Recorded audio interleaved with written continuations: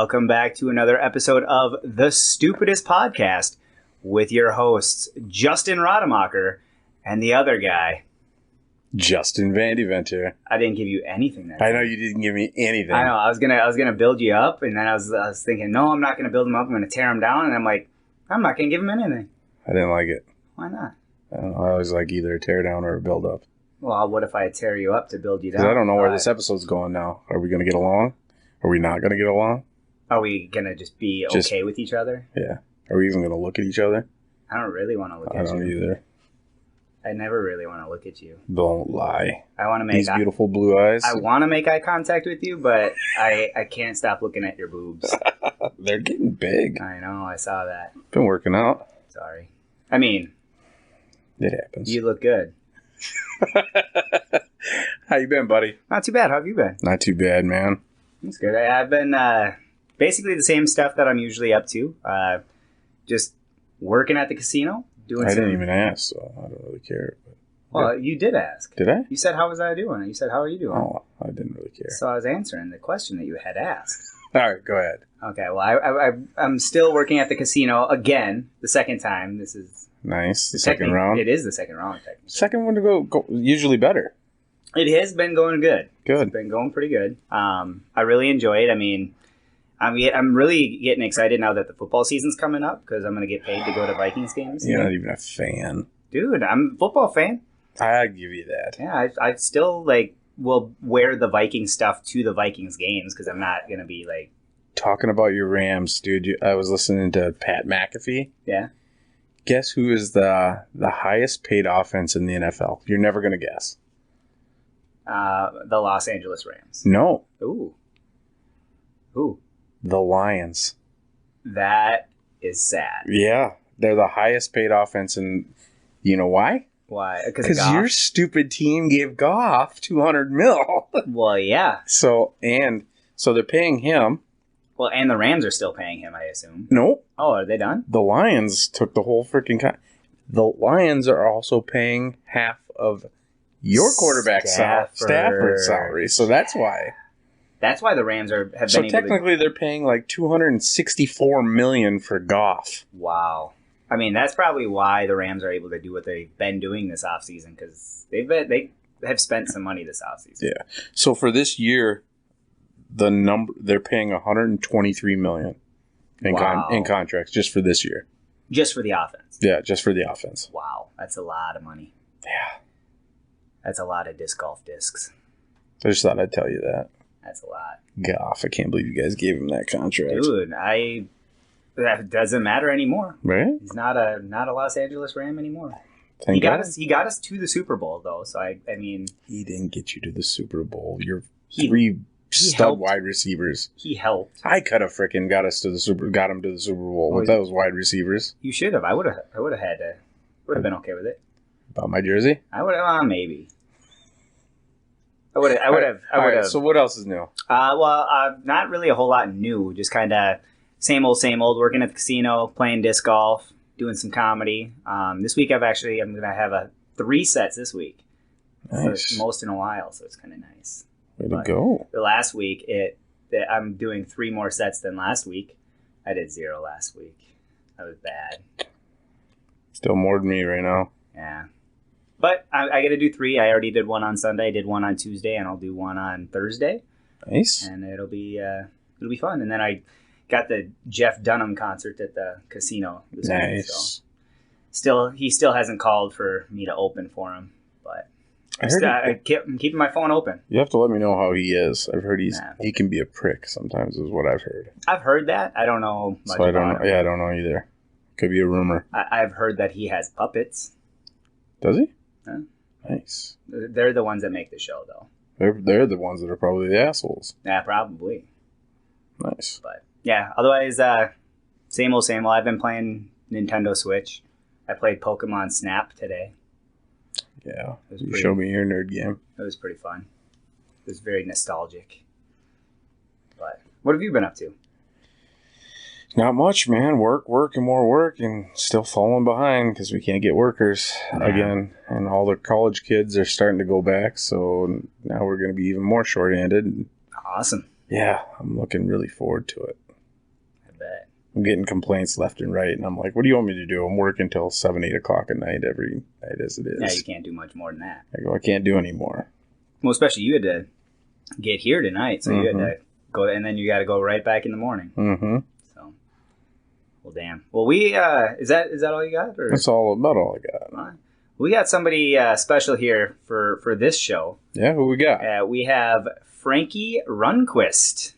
Frankie, do you want to introduce yourself a little bit? Just let everybody know who you are and what you're about. Yeah, sorry, I had to wake up from all that sports talk.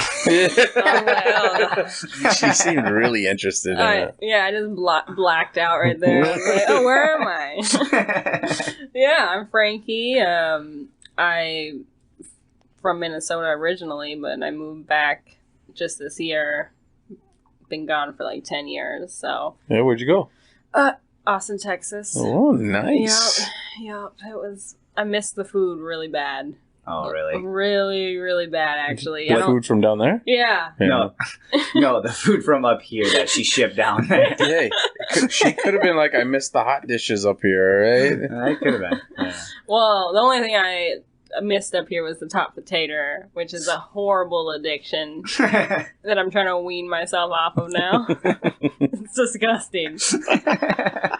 So gross. Do you like dip everything in it, like your sandwiches? No. I'm not an animal. But Doritos. I've never done Doritos. Really? I've done. I don't think I've done Doritos either. I've only done Ruffles. I think is the only chip. You didn't even use Old Dutch? Okay. No. Well, I've never really been a fan of Old Dutch because both my parents used to work for Frito-Lay. And so I grew up and it was like that was a sin. Oh my gosh. Yeah. Wow. Yeah. That's an intense childhood. You can't eat certain potato chips. I know. No, yeah. I was limited in my potato chip intake. Like now do you rebel and you're like want to go to the dark side of Old Dad. Dutch? I have not done that, but I do work for Cedar Crest Ice Cream. Yeah, so you can only eat one kind of ice cream now. And yesterday I bought Blue Bunny. Oh, that's the competition. I'm telling Chuck. They have a caramel and it's got chocolate with caramel stuffed in the. Oh, it's gonna be good. I haven't had it yet. Is this the first time you ever gonna try Blue Bunny? No, I've done it once before. Oh, once. I know. I'm a bad boy. Living on the wild side.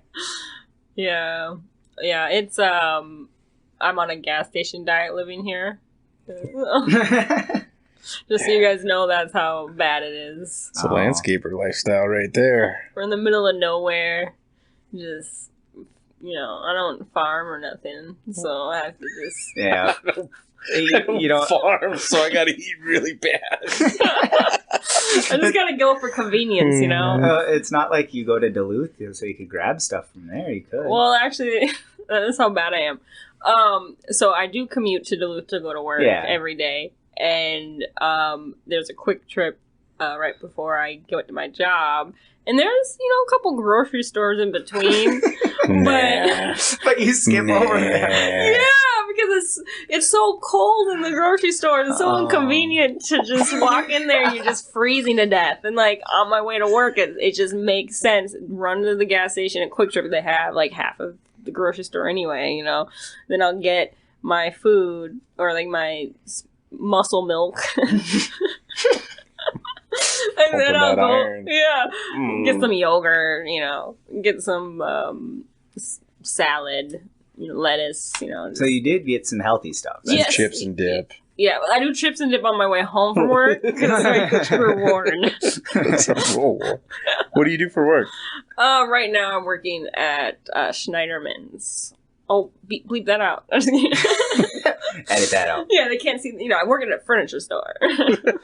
So now I bleep the name out and I'll talk crap about them.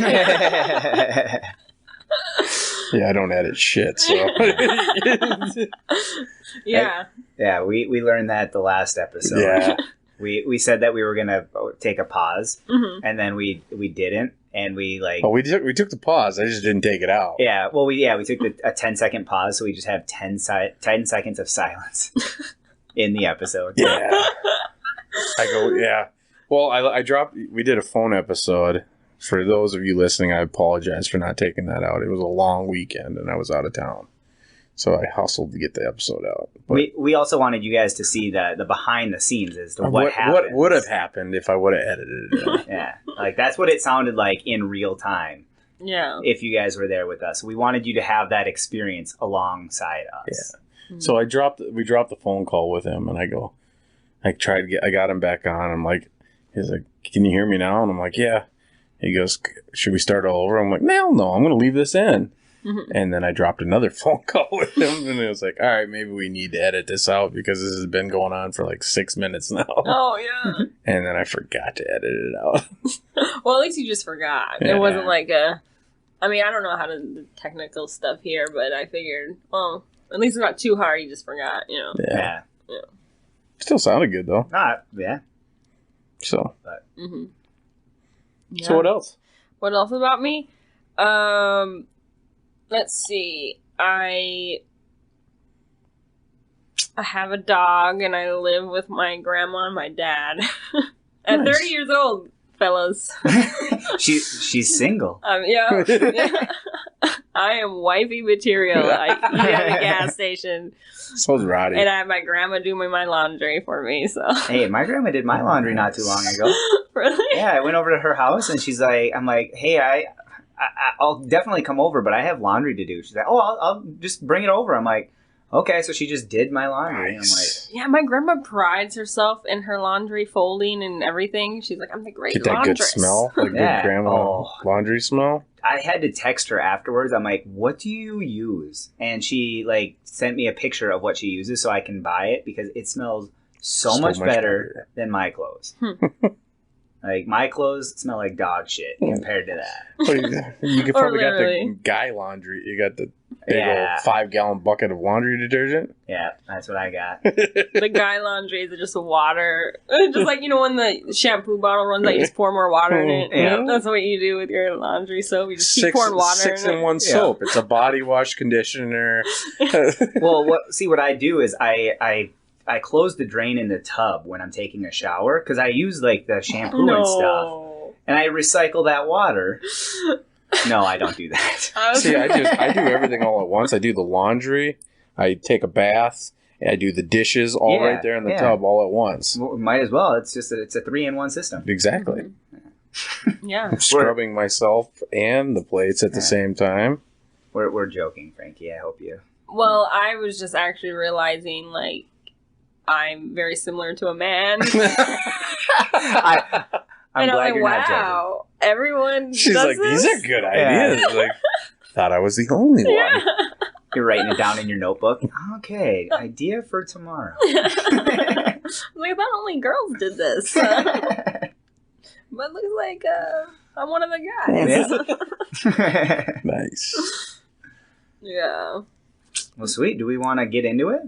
Or is there anything else that you would like to share before we get into it? No, because I'd probably just say your questions. Okay. Or maybe. I don't want to say it all now. What if, you know? Yeah, well, I was trying to get an hour before we got into the actual show. Oh, really? Okay, let me talk about myself for an hour. Unprompted. Unprompted. Wouldn't be the first time here. Okay, so how do we want to do this? Do you want to do odds or evens? You did odds last time, so let me do odds. Okay. You do evens. So we're going to start off. We're going to do 10 questions for you, Frankie. Mm-hmm. And then if you have any questions for us, 1 or 2 or however many questions you have for us, then we're going to do another 10 questions, and that's going to be the second half of the episode. So. Okay. So, all right. Question number 1. What inspired you to get into stand-up comedy? Okay, that's a good question. I never saw myself as a comic. I never been a student of comedy. Didn't like. I would appreciate like comedy films and all that stuff, but I wasn't like watching stand up like crazy. And I didn't see a stand up comedian. I'm like, ooh, I want to do that. Yeah. So when I was in a relationship, I think I was, how old was I? 26, 27 years old. I'm 30 now. So 3 years ago. Yeah. My ex-boyfriend was like, you play so much, you should be a comedian. And he was serious. And I thought, you know, I thought you were just kidding. You know how people say that. Mm-hmm. And then he's like, no, for real, like, you need to go. And I was like, no, I could never do that. And then he kept pushing the idea and kind of just like planted in my head. And he's not a comedian or anything. Like, he's a super serious guy. I don't even think he knows how to laugh. So it was like really like a high when I made him laugh because I knew he sucks as a human. You know? He's just horrible. That's great. Yeah. So then, like 6 months later, after he introduced that idea to me, I just one day had a weird desire to do it. And then I did it, and then I got addicted, and then I crashed and burned 6 months later. You know, you just get real high off of it, and then you just burn. And then I quit for like 2 years. What? Yeah, 2 years I stopped doing comedy. I thought 8 months was bad. Yeah. Yeah. Oh. I stopped for 8 months because I had a bad set, and I'm like, I'm just not gonna do it, and then. He forced me to go. The night that I met you, that was the first time after the 8 months. Oh wow! Yeah. That's I forced him. Well, I didn't force him, but I was like, just go. Yeah. Yeah. Just get up there. Yep. Yeah. The reason why I crashed and burned was because I got fired from my job, and then that same boyfriend cheated on me that same month. Oh. And then I was like, all right, I need to figure out my life, and then comedy was just like. At that time, it just started feeling toxic. Comedy environments can, you know how they can get sometimes. So I was like, this is just not fun anymore. And then I went and did a show or a mic in December right before the pandemic in 2019, going into 2020. And then once the pandemic hit, I was like, oh, guess I can't do comedy now for real. And I just really quit. That was like the final. You know. Yeah. And then when I moved back to Minnesota, I accidentally found it again. I wasn't looking for comedy, but everything's so funny to me here. I was like, you people are funny. You're weird. I need to talk about this on stage. And so then I got back into it that way. Nice. Yeah.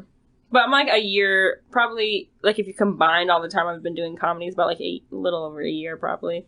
Nice. So I'm pretty fresh still. Pretty new in the comedy life. You don't seem green. Oh, thank you. That's a compliment. Yeah. And I don't take compliments. I don't take it. I don't give them out very often. Yeah. No, I knew you stopped, but I didn't know it was that long. That's interesting. Yeah. Yep. Yeah, I'm probably 2.5 years, really. Yeah. Oh. Well, that's cool that you like got back into it, and that's one of the reasons that I keep doing it is just because of the scene up here in Duluth is just awesome. Oh yeah, I just love it. Yeah, it was really surprising how. I mean, obviously it's a smaller scene, but it was just surprising just how collaborative the little scene is, and it's just everyone really actually trying to help each other get better. Yeah, I've noticed. Yeah, the scene up here is way better. Yeah, I think.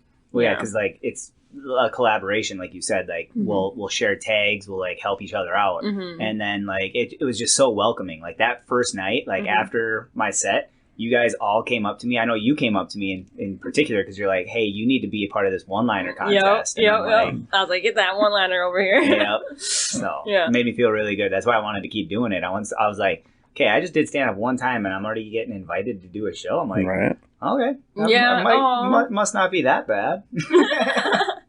That's awesome. Yeah, so you made me feel good that night. It was awesome. I like that. Yeah,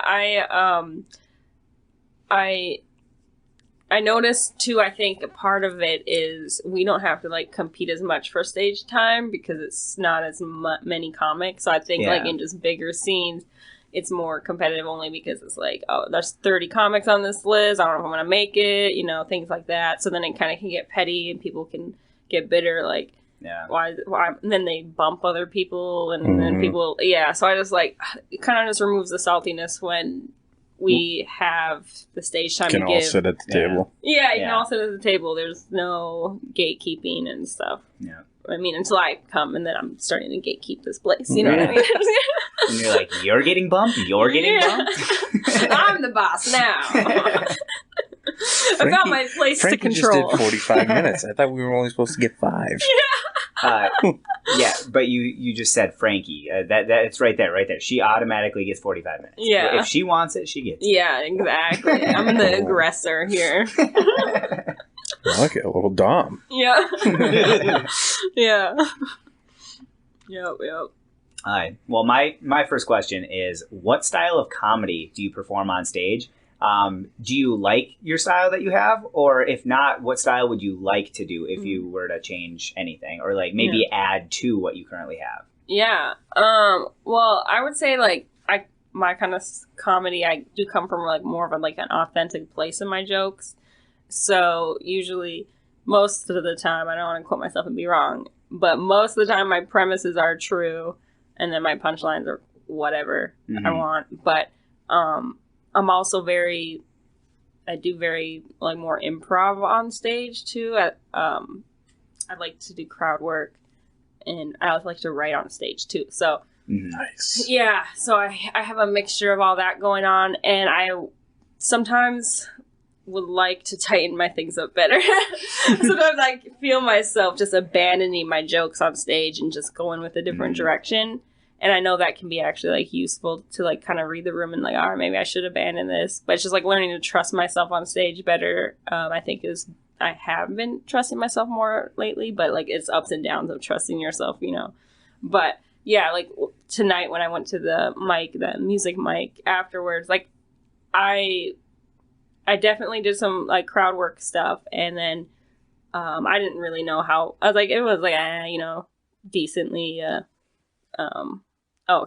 Decently a decent set, I would say. But then afterwards, the guy pulled me into the side and was like, I really liked how you had that ad lib with the audience member and la la la.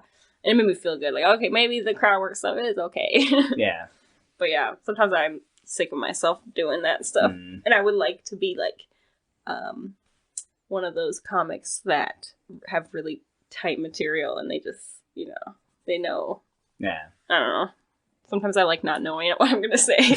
Well, I like the risk. Yeah. Well, I'm kind of the opposite, where I am kind of more like that, where I have all my jokes that I'm going to say written down, and I don't really do a lot of improv. Way. I know. Not you. I'm not super organized at all. Oh, yeah. Yeah, we're like extreme here. You come prepared? Yeah. Are you sure? I don't know. Yeah, no, I'm the I need to know what I'm gonna say. If I don't know, I get to a point where I'm like, I'm not scared, but I'm like, okay, well, I'm gonna like maybe go this way, and then I'm like, nope, go right back to the material. Like I just fall back on the safety harness that I have. So I'm trying to get away from it, but I need to work on it more. Yeah, I really liked on Tuesday how you opened up, and it was very interactive with the crowd. When you're like, and then I was like, ooh, this is intriguing. You're pulling the audience in, and I was like, I think that's a good start for you. Like, a good place of how you're. I think he needs to do crowd work. Yeah. I think it'd be really good for him. Oh yeah, I think he needs to take an improv class. Yeah. Well, I would, but you had the opportunity. Why did you turn it down? But they don't let me bring my slideshows. It was on Friday night. Well, what night? We're doing Tuesday nights now. I could actually do Tuesday nights. Oh, at what time? 5:30 right now.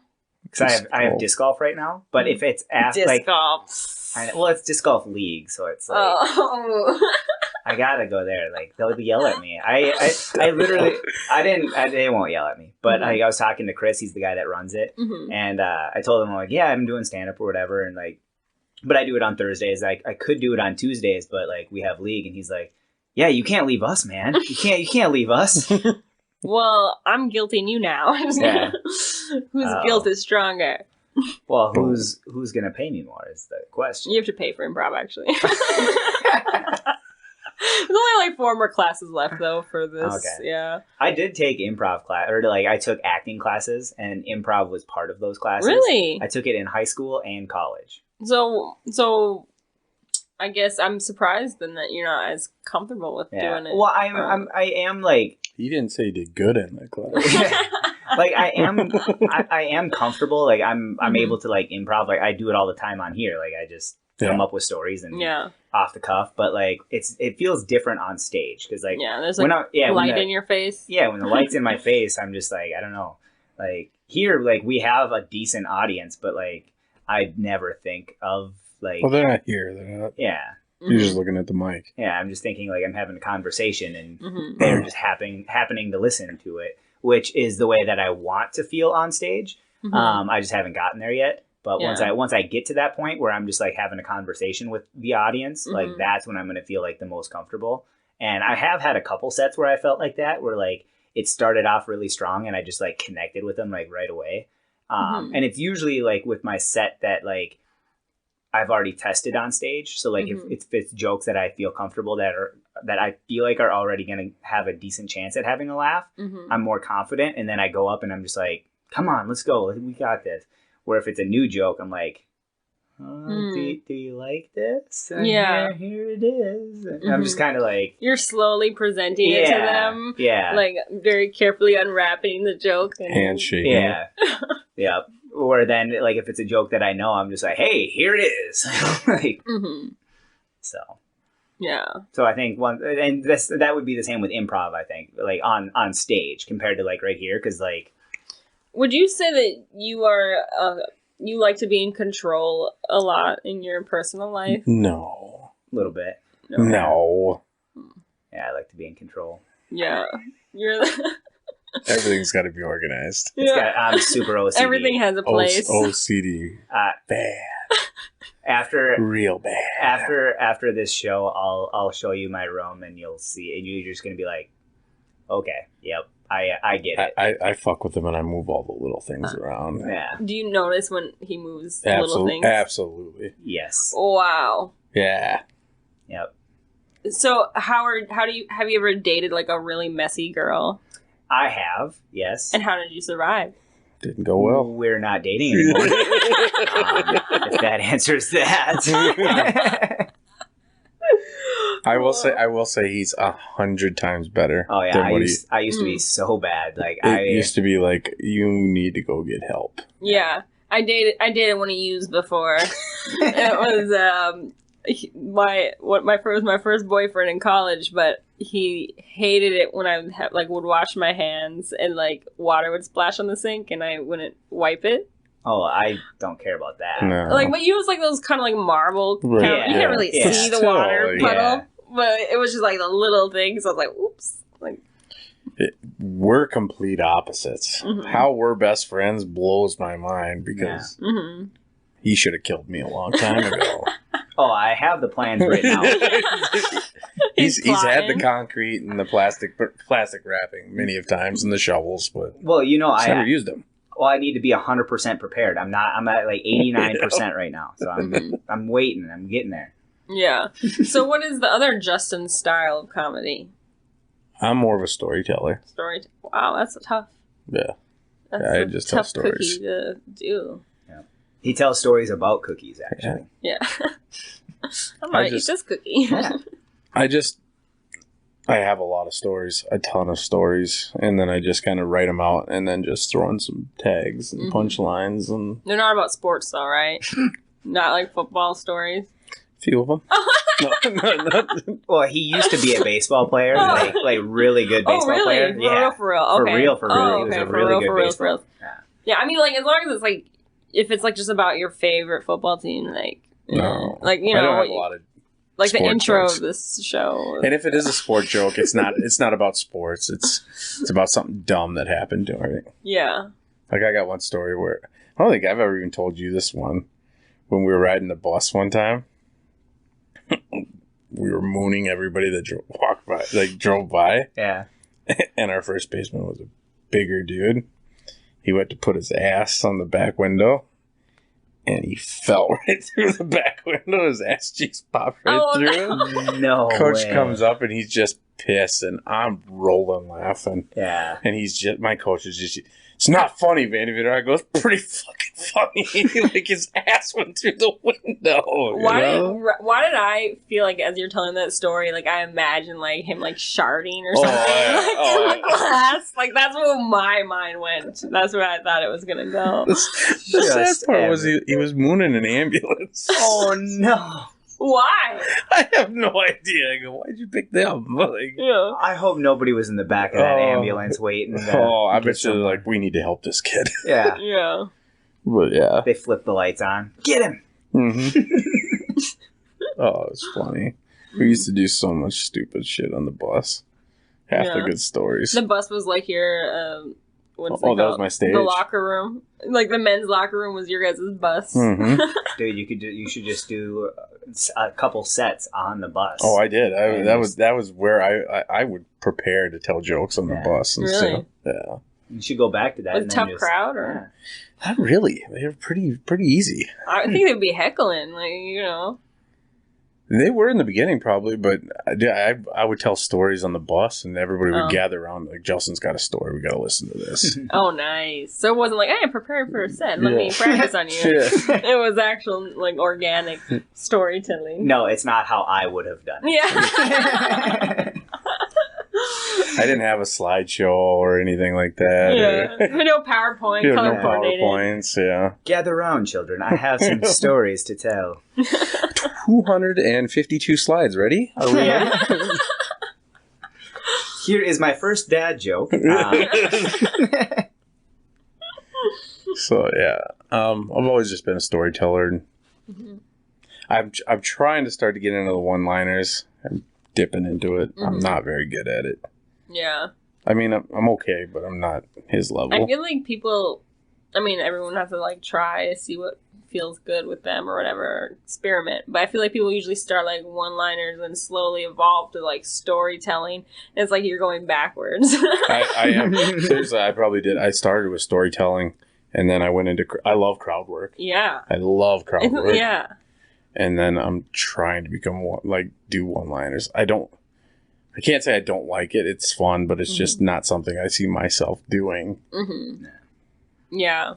I like having one-liners in my bits, of course. Mm-hmm. Little sit-up punches, real quick ones. But I definitely need more context or whatever.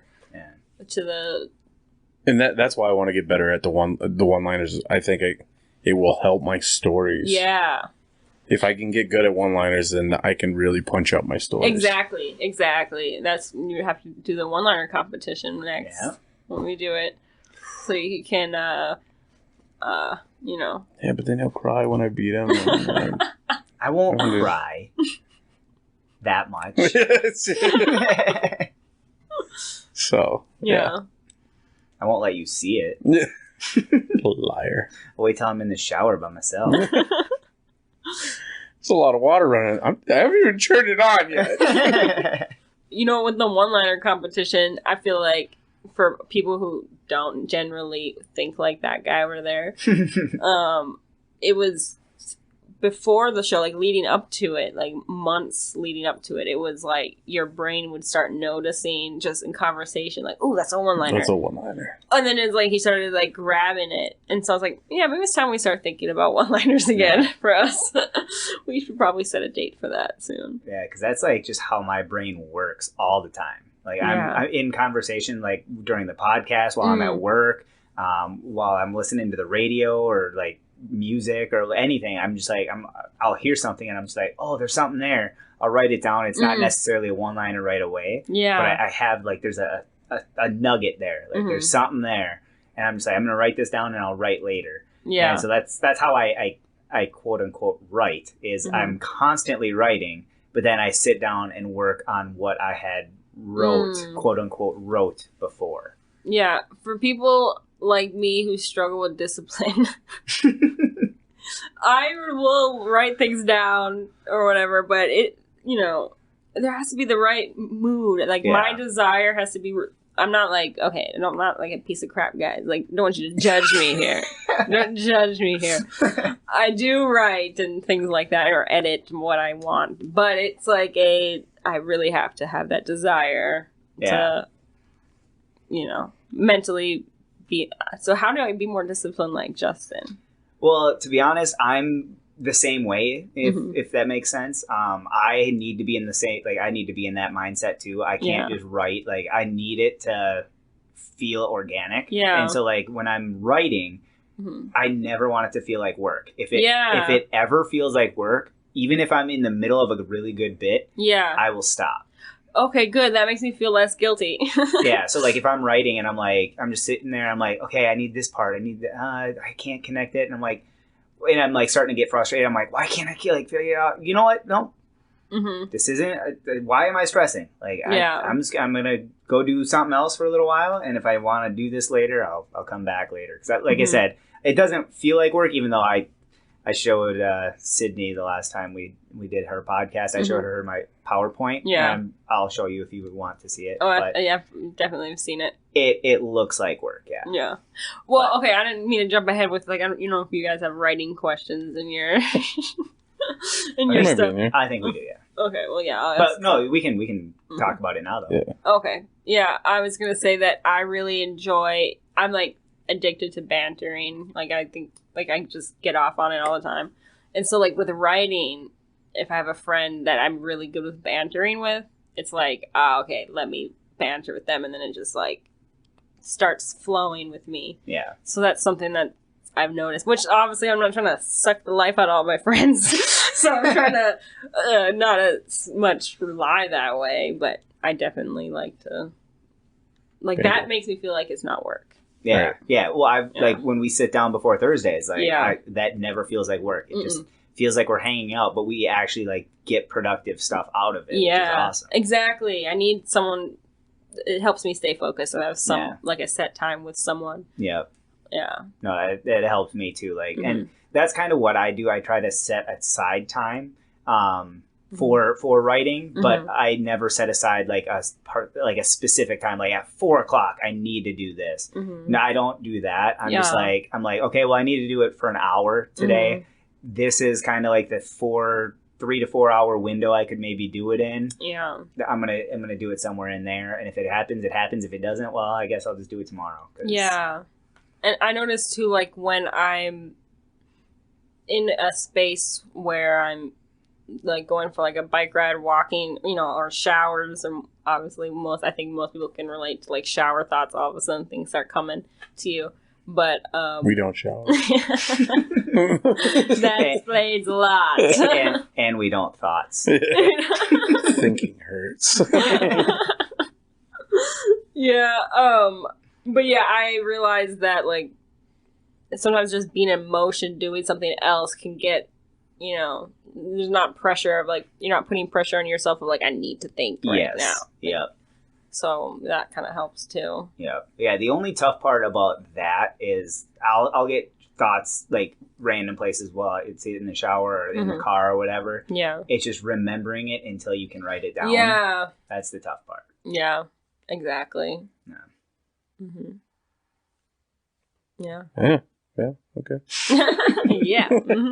Yeah. That's one thing I really hate is when you have a really good thought and you can't write it down because you're somewhere or something like that. And then you forget it. Yeah, I can't tell you how many jokes I have forgotten to write down. Yeah, me too. Yeah, it's ridiculous. I have so many jokes that I just wish I could get back. Pisses me off so much. Yeah, if it's really something I want, I'll jump out the shower real quick. I have done that for sure. I've done that. I've. Where's she going? Just slipping and sliding. While I'm driving, I'll jump out the car. Yeah. I gotta write this down. Oh, you could have just done. Give me a pen. Give me a pen. You just start writing in the gravel. Yeah. Screw it. I'll use my blood. Yeah. All right. Who are some of your biggest influences in comedy, and who is your favorite comedian right now? Okay. And you don't have to say me. He's tried this with everybody. Not one person has said him yet. That little smirk is so funny. Oh, it's so innocent. I knew it was, I was trying to be funny. Well, I would say since I never really was a huge student in comedy. Like, I'm so fresh learning. Like, I had to start learning everything about comedy just a few years ago. So there wasn't, I would say my influences were mostly the community down in Texas, first off, you know, like the people I was learning from, and they were like introducing me to comedians. And then when I moved back, like when I quit for 2 years, I wasn't like learning comedy, you know what I mean? So it was like only like 6 months really of learning comedy with whatever. Even though I did watch a documentary in college about stand-up comedy, and that was inspiring actually, because I was like, wow, like these comics, I wish I remember their names. You probably would know who they were if I described them. But they were like really paved the way and like challenged society and like with cuss words and stuff like that. That was like kind of cool to learn all about that stuff. Probably my guy. The what? My goat. Richard Pryor. Yeah. Oh yeah, it was. Yeah, probably Richard they did Pryor, talk about Richard Pryor. Probably what's his name? Long-haired ponytail. Long-haired ponytail. He was always political. Older guy who's in the Bill and Ted's Excellent Adventure. Oh, wow! Now I can't remember his name. You see his face. I know. Blank. I don't know why I'm trying to. I just literally just watched his documentary like a month ago. I have to look it up. Yeah, it's gonna bug me if I don't look it up. So I'll look it up. Yeah. Well, while you look it up, I will tell you that my favorite comedians right now, I became like super obsessed with like Michelle Wolf. Ooh. Yeah, and back in, well, she's still my favorite, but she was probably my first actual favorite where I watched her stuff like 5 times. I heard she just moved to Egypt. Really? Yeah. That's what I heard on a podcast. So. Dang. I seen her live in Austin, and Nice. that was a treat. That's cool. Yeah, and it was, she hasn't, the material I seen, she hasn't like made a special about it yet, so it was like, yes, I heard all these new jokes. That's cool. Yeah, and then, so I really like her way. She's very intelligent. She's funny. You know, Very smart. Yeah. Very smart. like she was a lawyer or something like that. Oh, really? I think, or something like that. Yeah. I didn't know Like that. she had a really good paying job and then quit and became a comedian. Like, okay, Whoa. you're not so smart. Yeah, but then on the other extreme of who I like, there's, you know, Michelle Wolf, and then on the other extreme I really admire is Andrew Schulz. Andrew Schultz is Yeah. good. Yeah. He's really good. He like, I love how He's he a just genius, to be honest. he pushes the boundaries all the time, and I think he's really creative that way, and I love that he does everything on his own. yeah. If you tell me no, like if I can't do it the way I want to do it, Mm-hmm. I don't need you. I'll go do it my own way somewhere else on my own platform. Yeah, exactly. He's really cool. I like him. So if I could combine those two type of sense of humor, that's kind of what Sweet. what I'm trying to be, I guess. I don't want to, yeah. George Carlin. Oh my god. Yeah. I'm an idiot. Oh, the ponytail one. Yeah. Mm-hmm. Mm-hmm. Yeah. So yeah, those are probably my top 2 faves. I mean, obviously I love Kevin Hart too. I mean, to be honest with you, I mean, I don't even know if I've really seen a full special of Kevin Hart. Really? But Oh. I love him. Yeah. I love all of his, I love his work in film and all that stuff, but I love his podcast comedy, Goldmine, and that's where I've learned a lot about other comedians too, because he'll interview them, and he's so raw I didn't and even know authentic. he had a podcast. Yeah. Oh, you gotta listen to it. It's so good. Look at me plugging it in like I'm getting paid for it. This episode is sponsored by. Kevin, we need that money. We're waiting on this check right now. Yeah, right. And but he, like, the way he interviews, like, these comics and learns their stories, he's so authentic, and he's a really good interviewer, and he's real and raw, and I love that about him. So, and I'm about to go see him live. That's cool. Nice. Yeah. So then I can really say I've seen his whole stand-up comedy now, and then I can decide if I'm a real fan. I'm just You watch it and you're like, oh. Yeah. I've seen clips, I'm such a TikTok and Instagram reel junkie. You know, you just watch all the stand-up stuff. I've always watched bits and pieces, and that's about my attention span now. Like, if you put a whole full special on, I don't know if I'm finishing it because I ADHD brain here. So well, we had a TikToker on here. Yeah, we did. Sam. What's up, Sam? I know you're listening. Yeah, orange hat guy. Yeah.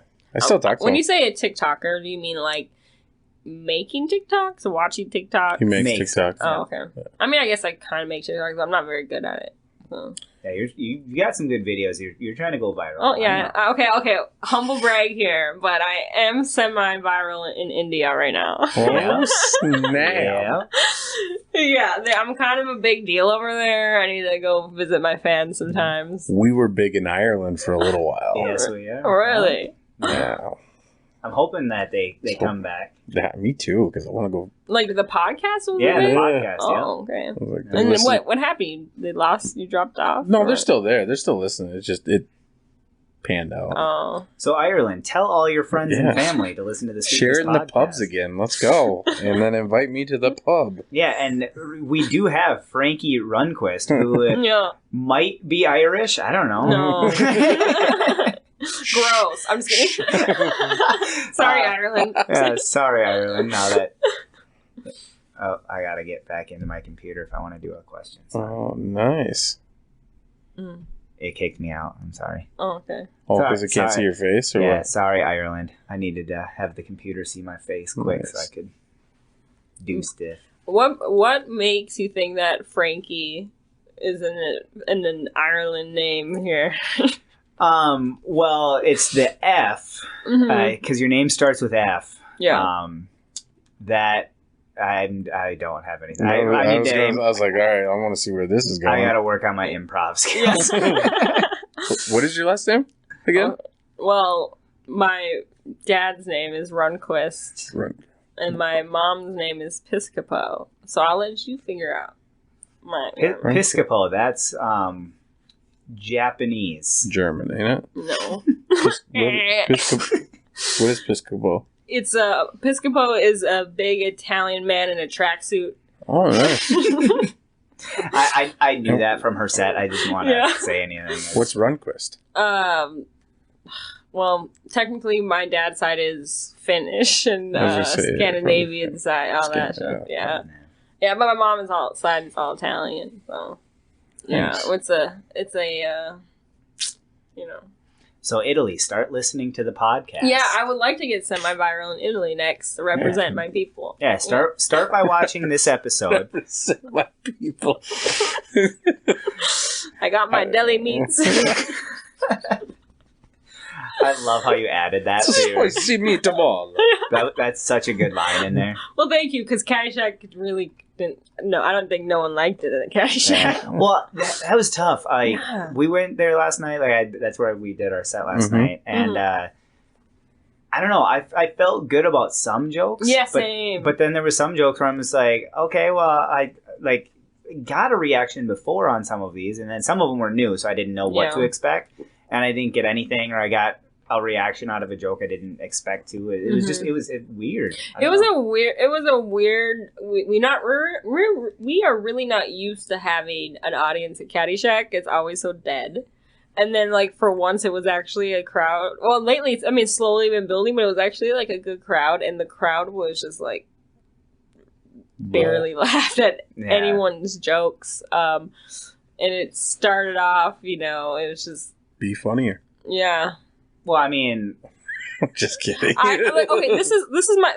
Here's a confession of my sins here. Oh. When I'm on stage... Sometimes I'm like, why is this coming out of your mouth right now, Frankie? And like last night, I don't like to just roast the crowd. Like I don't like to do that, but sometimes it's like a knee-jerk reaction and I start doing it and I'm like, why are you doing this? And I felt bad. Roast them. I like it. I felt bad. I started making fun of an old man. And I was like, why are you doing this right now, Frankie? Like, he didn't do nothing to you. You're going to kill this crowd. Yeah. And then his friend next to him was laughing. His slightly younger friend. But then he was like the only man with just a full gray hair and just staring, and I just like, and so that's the thing with me. It's like, Frankie, can we just be go back to what we're doing. Why did we stop here in this detour? That's funny. That's what we guys should have up here is a roast battle. That'd be an interesting one. Yeah. I don't know. You guys did the well, it was more like crowd work and I did an improv after dark riff raff and so one of my shows I did was it was like a improv competition style hot mess. And it was like the first round was just purely like the comics have to do crowd work only, whatever. And then the second round would be like the heckle mic, where the audience members are encouraged to just heckle the hell out of the comedians and just insult them. But it kind of was tough because what it ended up, like, Minnesota is too nice. And it was just like, I had to carry everyone. Like, I carried everyone on my back, shouting at the comics aggressively. And then shouting at the audience for not being aggressive enough. And it was exhausting. And then I would get the audience to heckle more, and then they would lose the flame, and then they would get the flame, and then lose it, and then there's other comedians who just tore the audience down to where they shut every heckler down, which was amazing. Yeah, that was the point of it. Yeah, exactly. Yeah. But it was like the audience like gave up on heckling, like, I don't want to do this no more. Yeah, they're like, they won. They're like I don't want to pay my ticket to do all this work. And I was like, all right, let's move to the next round. But yeah, so we had it turned into roasting, because then the comics started roasting me, and I'm roasting the comics, and it was like almost like a roast battle. Nice. Yeah. It was everybody versus Frankie. Yeah, that's what it really became. And like my panel of other comics were useless. Like I was like, can you guys, because give me something. I took Joe's edible, and that was the biggest mistake of my life. And I thought it was going to be like this upper that I took, like, because at this point in my life, I was taking Danny's edibles, and she grows them herself. And they're organic edibles, and they're healthier, and they're not as, they're like a nice little upper that makes you feel good. And then I was like, this is what's going to happen, and I'm just going to feel good. And then I took Joe's nasty sugary edible, and it messed me up. So then I'm like battling demons up there while I'm trying to run this show. And I'm looking to my left and right. I'm like, can you take the mic? And they're like, and they just didn't do nothing. They didn't say nothing. I was like, this is bad. It's just me up here. But, the audience seemed to really enjoy it. It like afterwards, like, I went to Catfish Days. That's embarrassing. That's where also I got COVID. But at Catfish Days, people were like, oh yeah, I love that Riff Raff show. And they were like, I'm like, really? They're like, oh, we thought the roasting was hilarious. And so I was like, great, because I take that as a compliment personally. I have battle scars from that show. Just so. Well, sweet. Yeah. My next question is, whoops, that's not my question. So when was the first time you ever went on stage? So we kind of answered that. Mm-hmm. What was it like, and where did you start? Yeah. So it was in Austin. Well, it was the outskirts of Austin, Texas. Actually, it was in my college town, San Marcos. And shout out to San Marcos Bobcats. Anyone?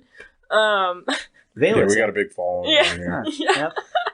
It's actually half of our followers. It's gonna reach there eventually. I have faith in Justin, and I'll let you decide which Justin I mean. I'm not gonna tell you which one I have faith in.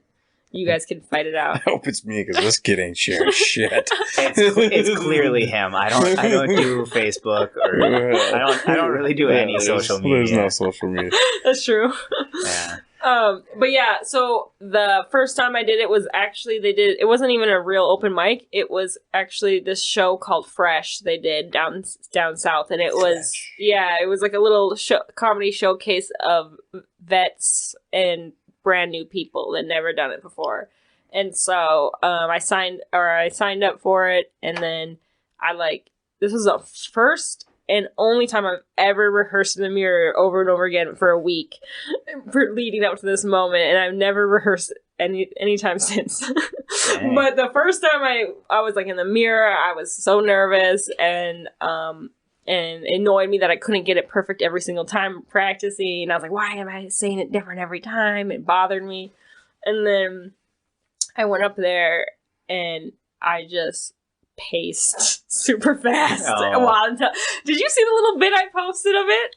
I don't know if I did or not. I posted my first time in the group chat for people in the comic discussion, and I was like, here's my cringy first time ever doing stand-up comedy, and I was like almost running back and forth on stage telling my jokes. Was that recently? Because I don't remember. It was about a week and a half, maybe 2 weeks ago. I'm going to have to go back and look at that. I don't think I saw that. Yeah. I'm going to have to look at that. It was, I talked about sticking my finger up my boyfriend's butt. Nice. That's the first time comedy. And I was Nice. like, you got a case of the phantom finger. Because he would clench his butt cheeks, and I wasn't even doing it. You know, he just so scared. He was always on edge. So that was. You got to go the opposite. You got to just open it up. Get it ready. So that's the kind of the cringe comedy I was doing my first time. Yeah. But that was my first experience. Oh. That's cool. Yeah. And it was an outdoor show too, so that doesn't help. Oh, I don't think I've ever done an outdoor show, to be honest. The comedy or the finger up the butt? The outdoor. Which door do I enter? The outdoor. You decide what that means. He grew 6 inches that day. Whoa. To be fair, I never really put it in. It was always with the clothes on. You just poke it. You just poke it? Yeah, I'm not inserting it really. Yeah, right. He would punch me in the face if I did that. Just to be clear, it was just a mess with him psychologically because I knew he hated it. Yeah, well, you needed to make sure that he knew that. Who was the boss? Yeah, exactly. It was It Got was, real comfortable with sexuality. yeah. You got to make sure, you test their masculinity out, and then you show them, who's more masculine. Me. That isn't what I was expecting, though. I was definitely expecting the clothes off. Oh, really? Yeah, because, I don't think that... Why would that bother anybody if your clothes are on? You're not gonna... Because the tip kind of gets in there. When you poke it, and he's like... How hard are you going at this guy? I was going to say, even if the tip... it's not going to, it's not going to penetrate. With clothes on and you're still getting the tip in, that means, you're touching my belly button if I had clothes off. That just shows you how insecure he is with his masculinity. He couldn't handle my pinky or my fingertip, and near his booty hole. And so, the way he would clench his butt cheeks as I tried to enter, he always blocked me. It was fun for me. And then he would start really getting mad at me, and I was like, this is why I can't date a serious guy. That's how Roddy starts out, though. He's out in the bed, are we ready? He's all chapped up. Yeah. Whatever that means. I'm all assless chapped up. Yeehaw! You're very organized in your process, I'm sure. Oh yeah, I got it down to the detail. Yeah. Good. First, we'll use this toy. I'm not as organized in that kind of stuff at all. He's got it. You don't need to be. He's got it all planned out. Yeah. He's got an itinerary. Oh, no. I believe it. All his tools. 8 o'clock we start kissing. 8 to 15. My shirt's coming off. 15 minutes of kissing? Yeah. Gotta build up. Yeah, I guess. That's a lot of... I guess I've done 15 minutes. See, I told you. You timed it? No, well, I'm saying in total in my lifetime. Oh. Put them all together. Nice. You're doing good, my friend. I think I'm approaching... I haven't gotten there yet. But yeah. I'm getting there. Getting there. Mm-hmm. It tells me that you have an itinerary that you're complaining about 15 minutes. Yeah, you're out of random 15 minutes. I got a schedule for 5. Should I bump it up? Yeah, you're like, is that really the most productive amount of time? I think that's going to be inefficient if we go 15 there, then we're going to have to cut back on this. Yeah. We're going to have to cut back on the real fun stuff. Yeah. Where's the cuddling. Cut that toy out. We're going to have to cut that toy out.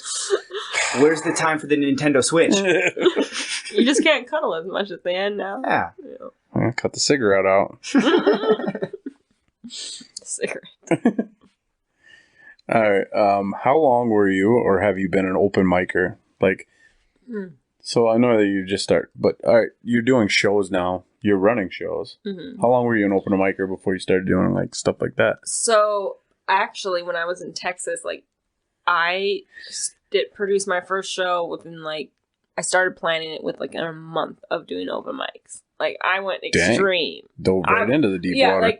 When I would get passionate, I just light on a fire and then just burn everything around me and just kill everyone. Nice. And then I take over, and that's how I mark my territory. Got rid of all those good guys. So like, yeah, when I get passionate, I get pretty crazy, and then I burn out. But yeah, so then I did that. So I started opening my own mics too, and which was harder in Texas because it's not like in Duluth where we all share hosting responsibilities. It's like, no, this shit's mine, and this is a lot of responsibility and work, and it's also annoying because I hated hosting, but I still did it. And then, and I was very, very horrible at it back then. I'm better now, I think, at hosting, but back then, oof. Yeah, you're good at hosting now, for sure. Oh, I appreciate that. Yeah. I take all compliments at any time. Just throw them my way. I just feed off of them. Bask in them. Yeah. Yes. Yeah. But yeah, I started, open mics, and then once I finally like completed my show, I kind of started to like, that was the slow, I did get on some paid shows in Texas too. Nice. So I didn't just book them. And there was like not anything to brag about. It was like $5 for 20 minutes. We've gotten paid to get off stage. Yeah. That's nice. That's the only time I've ever been paid. Get off the stage. Here's $5. Shut the fuck up. You got $5? Yeah, that guy liked me. Mm-hmm. Yeah, and that I guess that was the first time I ever did 20 minutes too, was in Texas. But when I think about it, it was like, was it really 20 minutes of jokes, or was it just 20 minutes of nonsense? Just rambling. Yeah, so I don't know. I don't really remember. But and then when I moved back, when I started comedy again the second time, part 2, I started from complete scratch of like building my material. I kind of abandoned everything in Texas, really. And then, yeah, I don't know. I'm about 7 months in doing it in Minnesota, and then I don't remember what month I started producing the shows. I think in April, so like 3 months in, I think I started producing again, and then been on. Oh, my hometown asked me to do a show, and then so I got paid. Actually, paid very well for the first time. I never got paid like that, and I was like, oh, this is nice. And so then that was the first time I got a nice paycheck for comedy. And I did 15 minutes for that. And I was like, 15 minutes in this? Like, this takes up my, more than my whole work day. Dang. Yeah. Dang. Yeah, it was nice. Yeah. So I was like, if I could get paid 15 minutes, like a whole work day. Yeah. Like, I need to figure out a way to do this again. Yeah. Well, I look at it in the fact that, like, sure, you only did 15 minutes on stage, but how long did you write to get that 15 minutes? How so much you're getting paid how for much that work time. do you actually put into that? Yeah, 24 hours a day. Yeah, so they're paying for that time. They're not paying for the 15 minutes. They're paying for what you did to get on They're stage. paying for your experience is what that is. Yeah. And your emotional energy does get drained after shows. I mean, yeah. I do get amped up. Usually at open mics, you kind of see after I get on stage, I perform, and then I start, like, I'm on a high with everybody, and then we banter for another 2 hours after, and I'm like, then I start, like, all right, now I need to That's recharge. my favorite part is the after party. Yeah. Oh, yeah. Yeah, especially with our scene here. It's obviously not like that in every scene, for sure. But yeah, I would say that I'm still, like, teetering the open mic line and feature spot. I feel like I'm getting closer to being a feature, and, getting put on just like now people are producing in our scene besides me, so it's kind of nice. I'm like, please, thank God, someone else do it. I'm kind of tired of this. I actually really hate producing. I just like, well, what else am I gonna do? I have to create my own opportunities around here. It's like nothing here. So now I'm like, all right. So now I've been on some other shows from our friends making them, but I don't know if I really count that as like anything. You know what I mean? Like, does that really count I'm a feature now because my friends put me on their show. I think it still counts. For sure it counts. Like, you're putting in the work, you're putting in the energy, you're doing the time. You're getting paid for it. Like, I guess I want someone from a different scene to be like, I mean, well, there's some in the cities that I'm like I'm about to be on that show called Mansplaining. I'm about to do 10 minutes there. Nice. That's awesome. But, you know, that's in the cities, but it's like, you know, I want some other people to be like, ooh, be a feature. You know, you kind of want the you want to be a bigger snagged somewhere. Snag me, and shag me, whatever you want. Just put me on the stage. Yeah. So I don't know. Yeah, but I feel like I'm on that track of hopefully being just a feature instead of just like guest spots or hosting or whatever. Yeah. So. Well, right now you're featuring on the Stupidest podcast. Oh, yeah, that's right. And it is the stupidest. Yep. We're getting there. But none of us are getting paid right now. Yeah, exactly. All free. Yeah, it's getting there. But yeah, we definitely were starting to move things around, and I mean we could. I mean, technically we probably could right now, but we want to do it the right way. Yeah. Yeah, especially like. Because we had one sponsor, but it was like a test sponsor, just to see how it would go. And since I don't do social media and push stuff, we didn't get what we were supposed to. I sense a little there's bitterness here. Yeah, there is. It's like, Well, I'm just, personally, I don't do a whole lot of social media. I'm playing with the cords. You do that all the time, and then you wonder why things come unplugged. okay. I thought maybe you could. He wants to be a famous he wants to be a famous comedian, but he doesn't want to share his shit. That's the he wants thing. to be like a famous underground comedian. Yeah, like, I guess. That's the thing. I don't want to be famous. I just want to be. I want to make enough so I can do it. People got to know you to do that, though. Not always. Dream bigger. No, I exactly. I don't I want. So this is. I even have a little bit about it. This is my little bit, but I say. I don't want to be a famous comedian. I just want somebody to say, hey, have you heard of this comedian named Roddy? And the other person says no. 100% of them are going to say no because nothing is out there. No, but so that way I'm famous enough for the first person to know me, but not their friend. And which is great because I think my comedy is perfect for not getting famous. So you're very easy to forget. Yeah. You listen to you, they were like, oh, what were we laughing at again? Yeah. Was that Roddy? Yeah. Was that what was his name? He had a beard. That's all I remember. Bald. Yeah, he's bald and had a beard, and he said kind of like a bearded like Dr. Evil or something. Boom. I like that. Talking about that, I know this is a disc golf thing, and Frankie, you're probably gonna fall asleep and not off immediately. Yeah, but it's also a comic thing, so it's a comedian thing and disc golf. So I think I've said it on the podcast. I don't know, but so in disc golf you have these mini discs. Mm-hmm. They're just called minis, right? Yeah. So I was I have a business card for comedy just in case I ever need it, and when I did the business card, they asked me if I wanted any additional things. And one of the things they had was a circle. It was a sticker, but it was a circle. Mm-hmm. And they asked me if I wanted to put anything on it. And I'm like, yeah, I'm going to put my face on it. And so I put my face on it and I put it on a mini. So now I have a mini me. Don't encourage him. It's funny. Don't encourage him. It's funny. There. I was, I think mentally, I was going for when you're talking about you're on a mini, I don't know. My mind was going more in a dirtier direction. I think oh, you were saying that because I'm mini. Yeah, I don't have a big penis. Yeah, that's kind of yeah. I don't know. You're kind of marketing yourself there, I guess. But I didn't put a picture of my penis on the mini. I mean, I could have probably put 4 pictures of my penis on that mini, but full size, actual size. Yeah. Had to zoom in, but your round face, I would just be like, oh, round little ball. I don't know. Round little ball.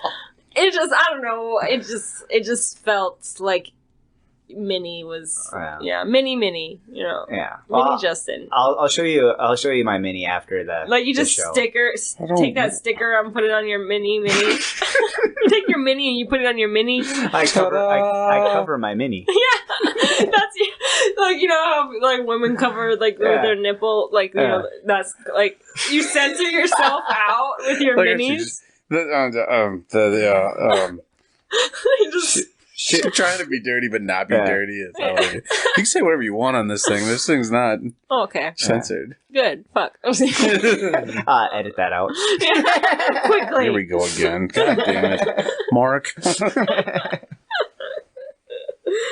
Alright. My next question for you, Frankie, is how many times should you be going on stage every week, and do you think it matters? It matters. This comic told me once in Texas, because, you know, I felt guilty. I couldn't keep up back then with all the other comics. Like, I was trying to go to 5 a week, and I've just started to, like, not be able to. And plus, back where I was living, the biggest struggle for me at that time was finding parking and, like, figuring out how to, like, move from one place to the other in like, a city environment. So it was, like, that stressed me out so much, it started taking my fun away. And so I felt guilty that I just couldn't, like, do it. And then, but he told me, he's like, as long as he's like, if you like kind of imagine it's like you're on a car on a highway and every time you're going to that mic, it's just like you're on this highway and some people are going like 60 miles per hour. Some people are going like 40, 20, like as many mics you're going kind of like changes your speed. And so it's like, as long as you're going, you're moving, and it just determines on like how fast you want to move. So if you're okay with the pace you're at, then that's fine. If you're just going to a couple mics a week, I struggle with only going to a couple mics a week in Duluth. But there's a secret mic that I went to tonight. And that's making it 3 at least. And I don't want to tell the other comics that me and Sam Bondis have been going to this mic, just us. Well, I know what mic you're talking about. That was the first mic I ever went to in Duluth. Oh, yeah. Yeah, because I think we talked about it. And I told him, I was like, don't tell any other comics. And then I'm blabbing. Yeah. And I'm like, why am I blabbing? I don't want the secret out. But I told you, I told Patrick. I think I told someone else. I can't remember. Yeah, I won't tell anybody unless you guys give me $20. I'll tell you everything you want. Everyone listening to this podcast, like the comics, like I don't live up here. I'll tell you all. I don't care. The comics were like, you know, I'm not going to listen to the other comics podcast till after I have my turn with them, so then I don't know the questions. Okay. And so they're going to go back and listen to them later, and then they're going to hear this part about our secret mic, and they're going to be like, what the fuck is she talking about? So, or maybe they already know. Yeah. Maybe they don't. I don't know. Right. But yeah, but right now I'm kind of doing 3, but I try to go to the cities and I try to sometimes like get as many as I can while I'm in the cities. Yeah. So like sometimes I do set up to 7 if I can. Wow. Yeah. And then when I went in the cities, you can go almost every night. Yeah. I think you can go every night if you wanted to. Yeah, you can. I think it's every night of the week they have one. It's just whether you want to go there or not.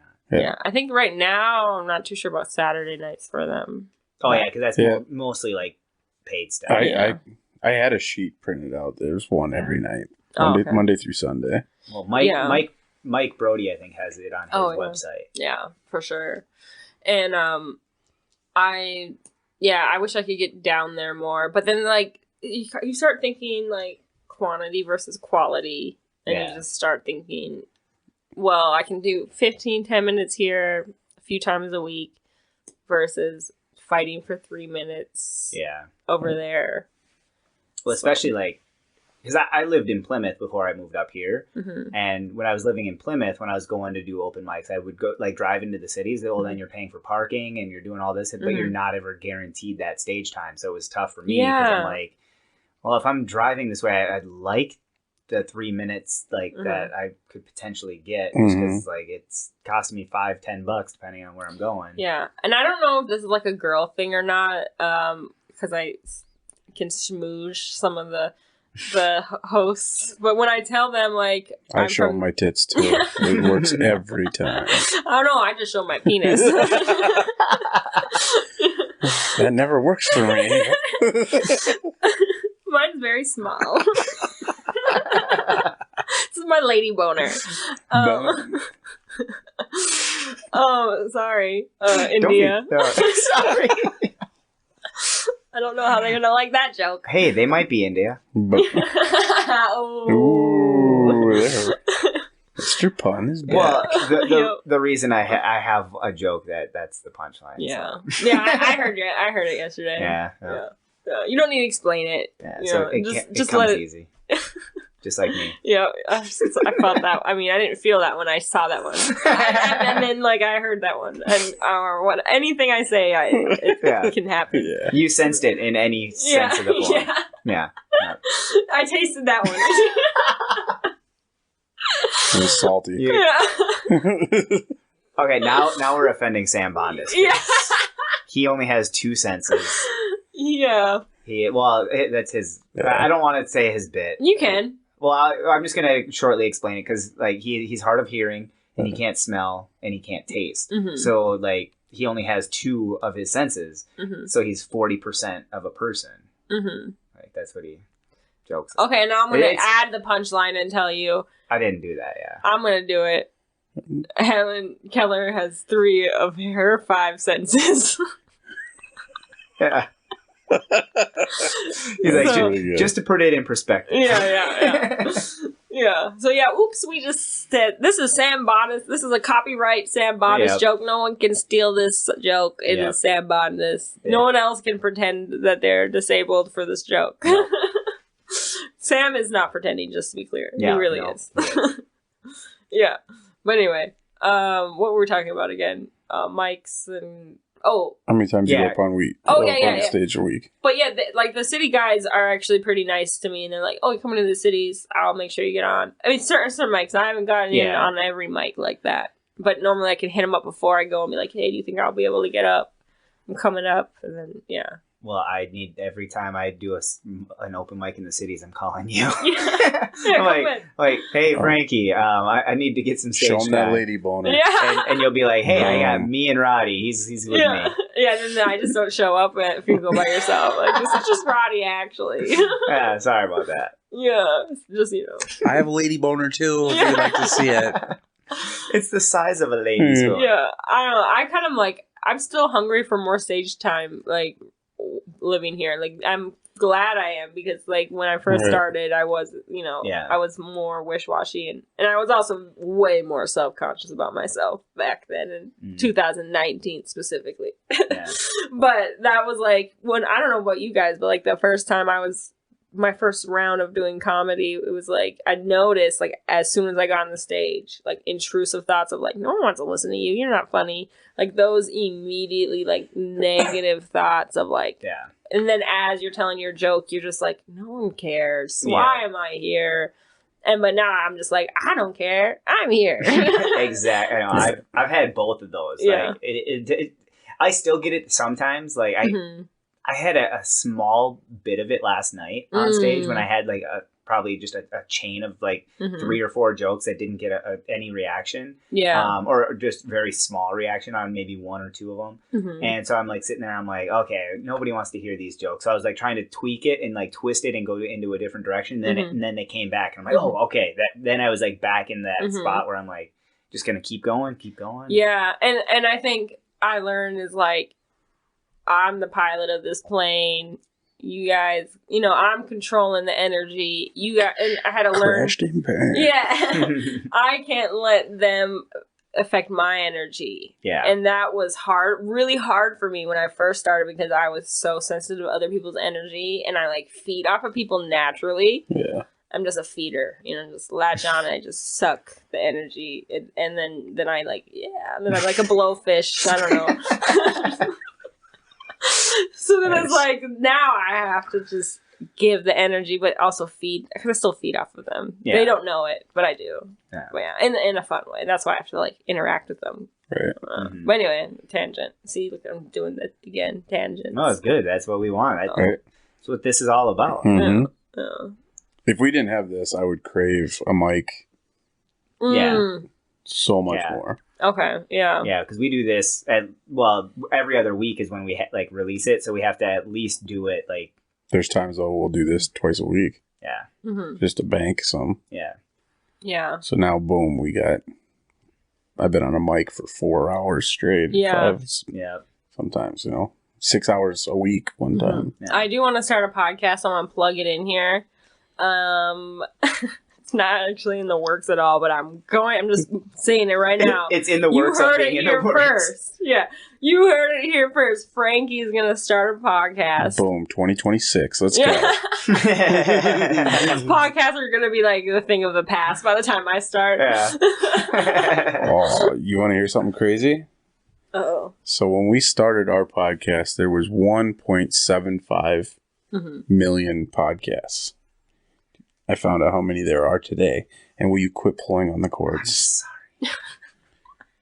There's 4.25 million. Holy cow.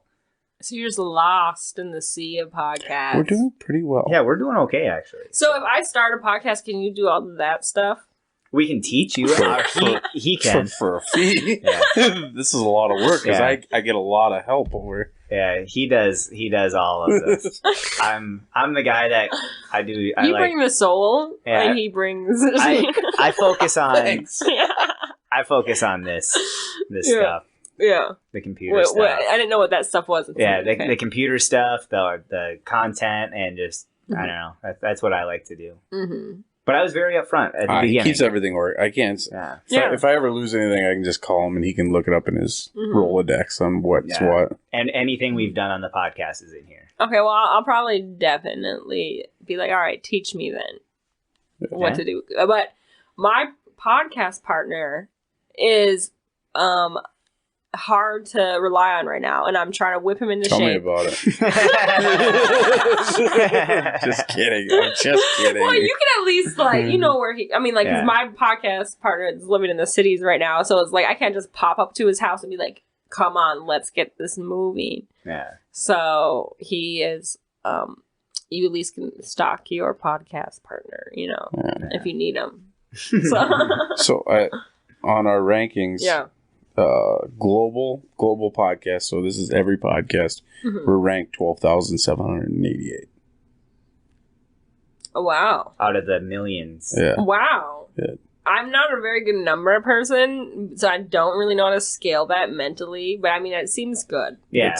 Yeah. It's And then for USA podcast, we're ranked 9,344. Whoa, that's actually seems pretty good, but Yeah, it's not bad. now I gotta know, like, my other friends with podcasts so I can really compare you guys. yeah. Global comedy, we're ranked 1,405. What? Boom. We cracked 1,000 one time. Yeah. Whoa. Yeah, like Is there back not that many people in the comedy podcast game? How is this possible? I'm just kidding. there's 2.75 comedy podcasts. So how many followers do you have? A little over 5. Yeah. 5K. We've 5,000. yeah. And then That's how many people are listening right now.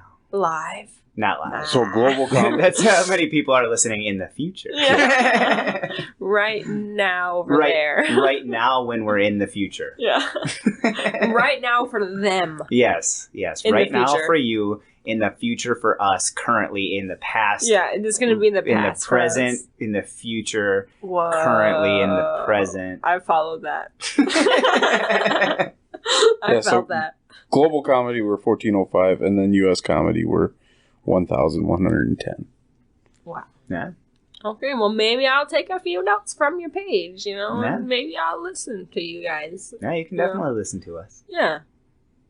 I know. But, I'm but not just, used You'll to- find out what our loon clock is. I'm gonna let you know right now. Mhm. You're gonna know way more about me than you've ever wanted to know. and you're going, Oh, I'm not going to listen to your podcast. Are you kidding me? Oh, listen to our advice. Yeah. I see what you're saying. Yeah, I mean, don't get carried away there. oh, I'm not going to be a 5,001 follower. every girl I ever date, I'm just like, just listen to the first 10 episodes. You'll know more than you'll ever want to know. Yeah. I tell them that, and then they call me the next day, and they're like, "It was nice knowing you." Yeah. Has that Just kidding. really happened? No, they have not. Come on. I have had people I have. listen. Like, you're way dirtier than that. What dirtier? I have had The girls are like, Never mind. Go ahead. I was just gonna say I have had like girls listen to the podcast and then afterwards they still wanted to go on a date with me. So I'm like, okay, well that's a good sign, I guess, Nice. right? Yeah. So, Because I'm honest on this thing. So. I am very honest. I'm almost too honest. I know. There's definitely things that I've said on here where I'm like, maybe we should edit that out. And I'm like, no, let's just keep it in. Well, to be honest, or to be fair. To be fair. I can't imagine, like, you having some kind of, like... Okay, I gotta tell you this. Like, I can't imagine you having some kind of cringe-out big red flag story. Let me tell you my dating experience that happened today. Today. Okay. Fresh. First off, I use Tinder to promote comedy. I barely actually look for men on there because in Minnesota, I have not found, like, no, my type is very, like, I just like hot guys. And Minnesota's like, But, there's not very many hot guys. But anyway. Just want to let you know, we're from Minnesota. You guys are the few exceptions. Don't listen to her. We're a lot better looking than... Yeah. You guys are above the curve. Or whatever. Nice. Makes me feel good. 6.5. Yeah. Yes. Let's go. 3.5. You're above the curve. I've always been a C student. I want you to know that. But so this guy was like very, very attractive, and I was like, whoa, this is weird. So yeah, I swiped right, and he like in his bio, he's like, I love stand-up comedy. I must be a girl with a good sense of humor. I'm 6'5", I'm an ex fucking like football player. I was like, oh shit, okay. So a very attractive man. So I swiped right. This man immediately, like, he asked me on Snapchat, immediately asked me what I'm looking for on Tinder or whatever, then proceeds to tell me that he just got out of a nasty relationship, and I was like, okay, why is he telling me this? I don't care. And then then he goes on and says, yeah. And then he goes and says he walked in on his ex-girlfriend fucking another dude, and I was like, okay, still kind of telling me too much. How long did you stay there, buddy? How long did you watch? Come on, I want to know. You're right. Well, then he tells me, he's like, don't worry, I got the last laugh. I got revenge. And I was like, why is he telling me this? I put a finger in his butt. And he didn't like it. And I was like, who'd you sleep with, her mom? And he's like, yeah. Nice. And I was like, he's bragging about it to me. Wow. And I'm like, this is cringe. That's so cool. Yeah. That's not cool. That is the wrong cool. That is so cool. What?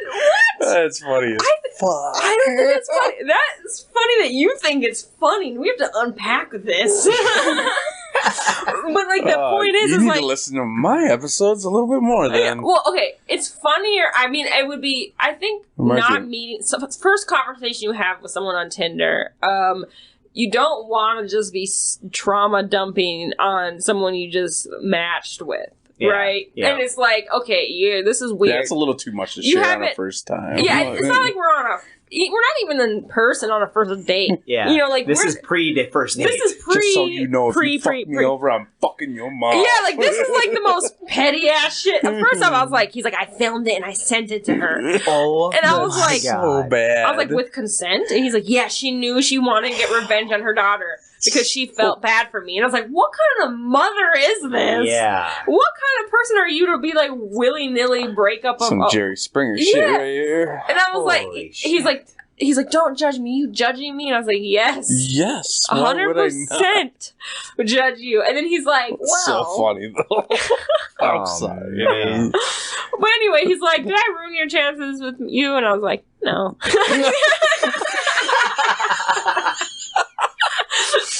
You're the best, Frankie. That is awesome. I'm actually pretty turned on over here right now. Oh, thinking about sleeping. You don't trump for my mom, y'all. Because I will cheat on you.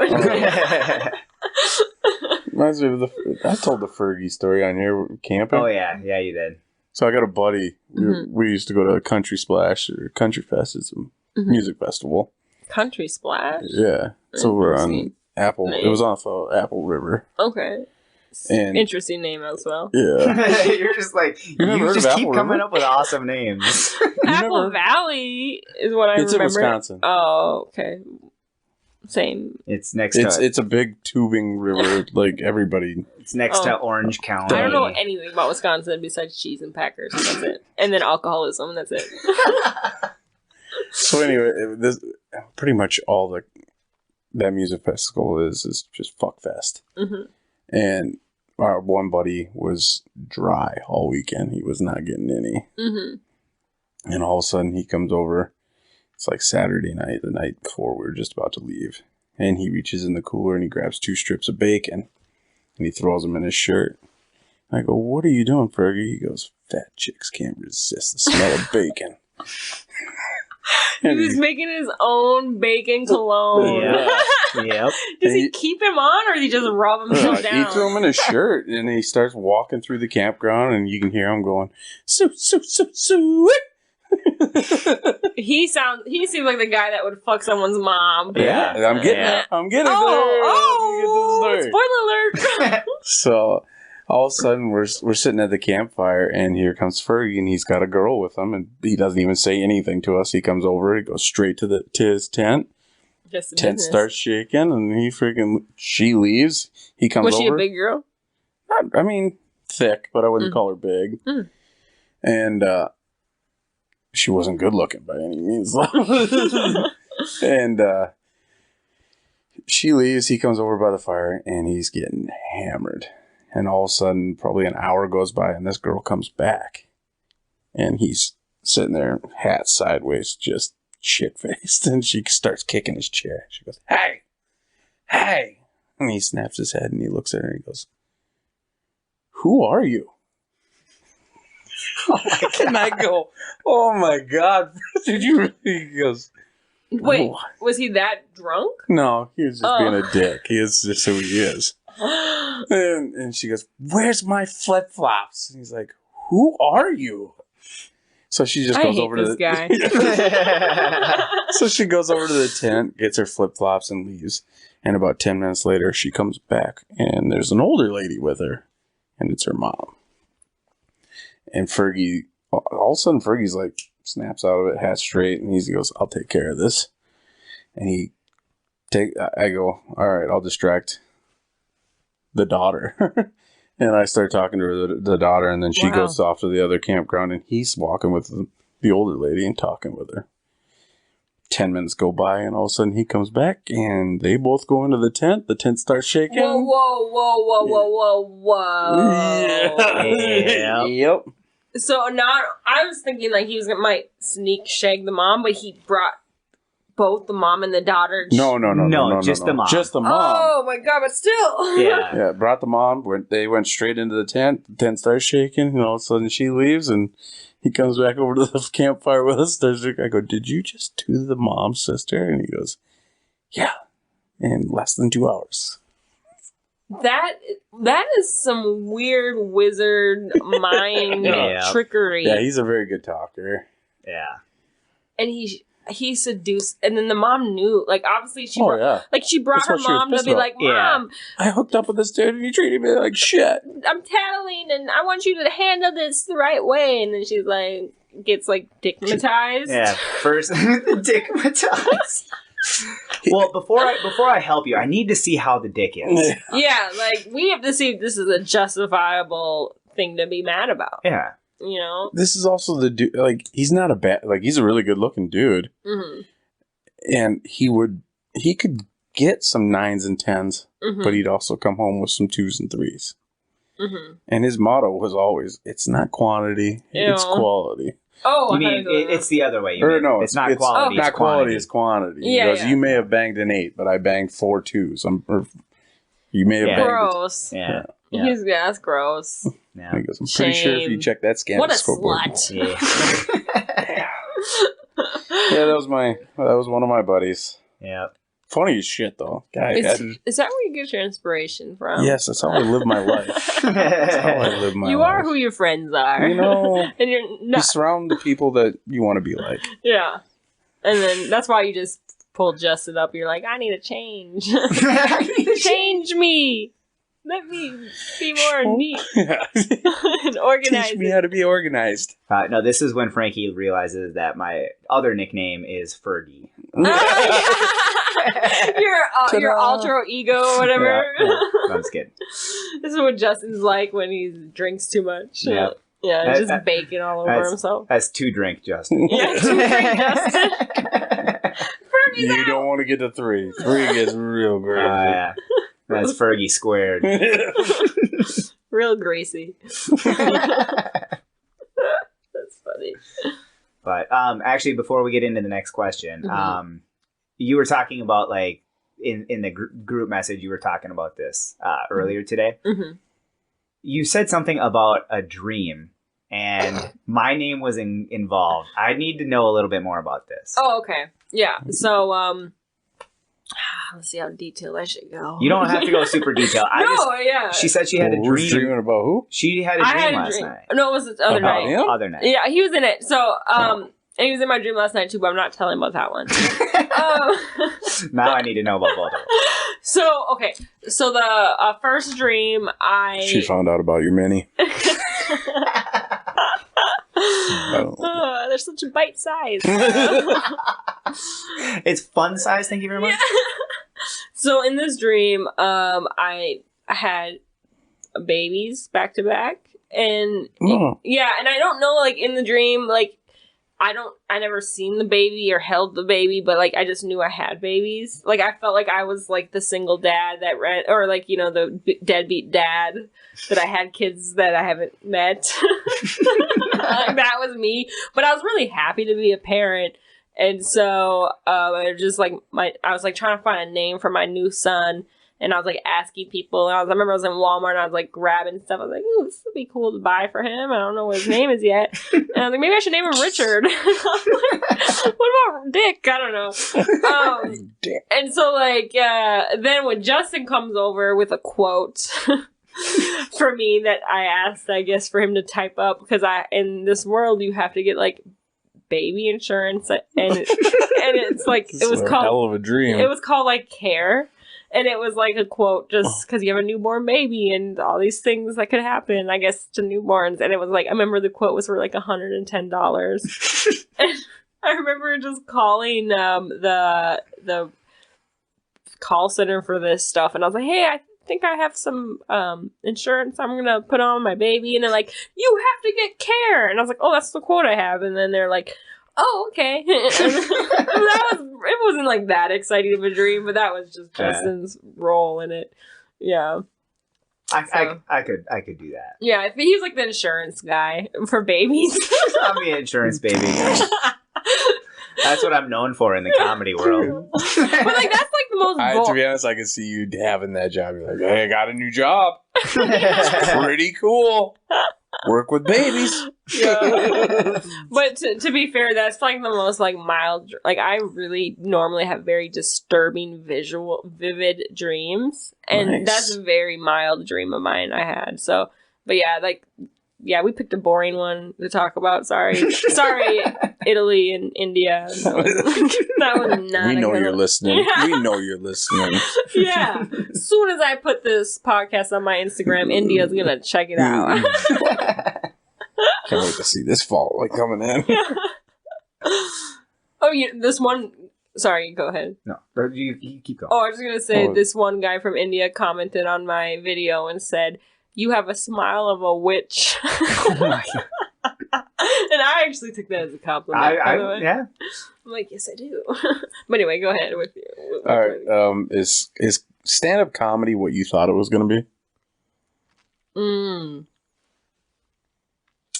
Probably not. I remember reading a lot about it before I ever got on stage. So like I tried to prepare the best I could. And so I was reading about the lifestyle, like who should be a stand-up comic, like trying to see if I could see myself as the one, since I never thought about it before. And it talked about like how hard it is to like be on the road and to, you know, stay competitive. And so like I had this image of like I knew it would be like hard or whatever, but I don't think I really knew how. I don't think I really.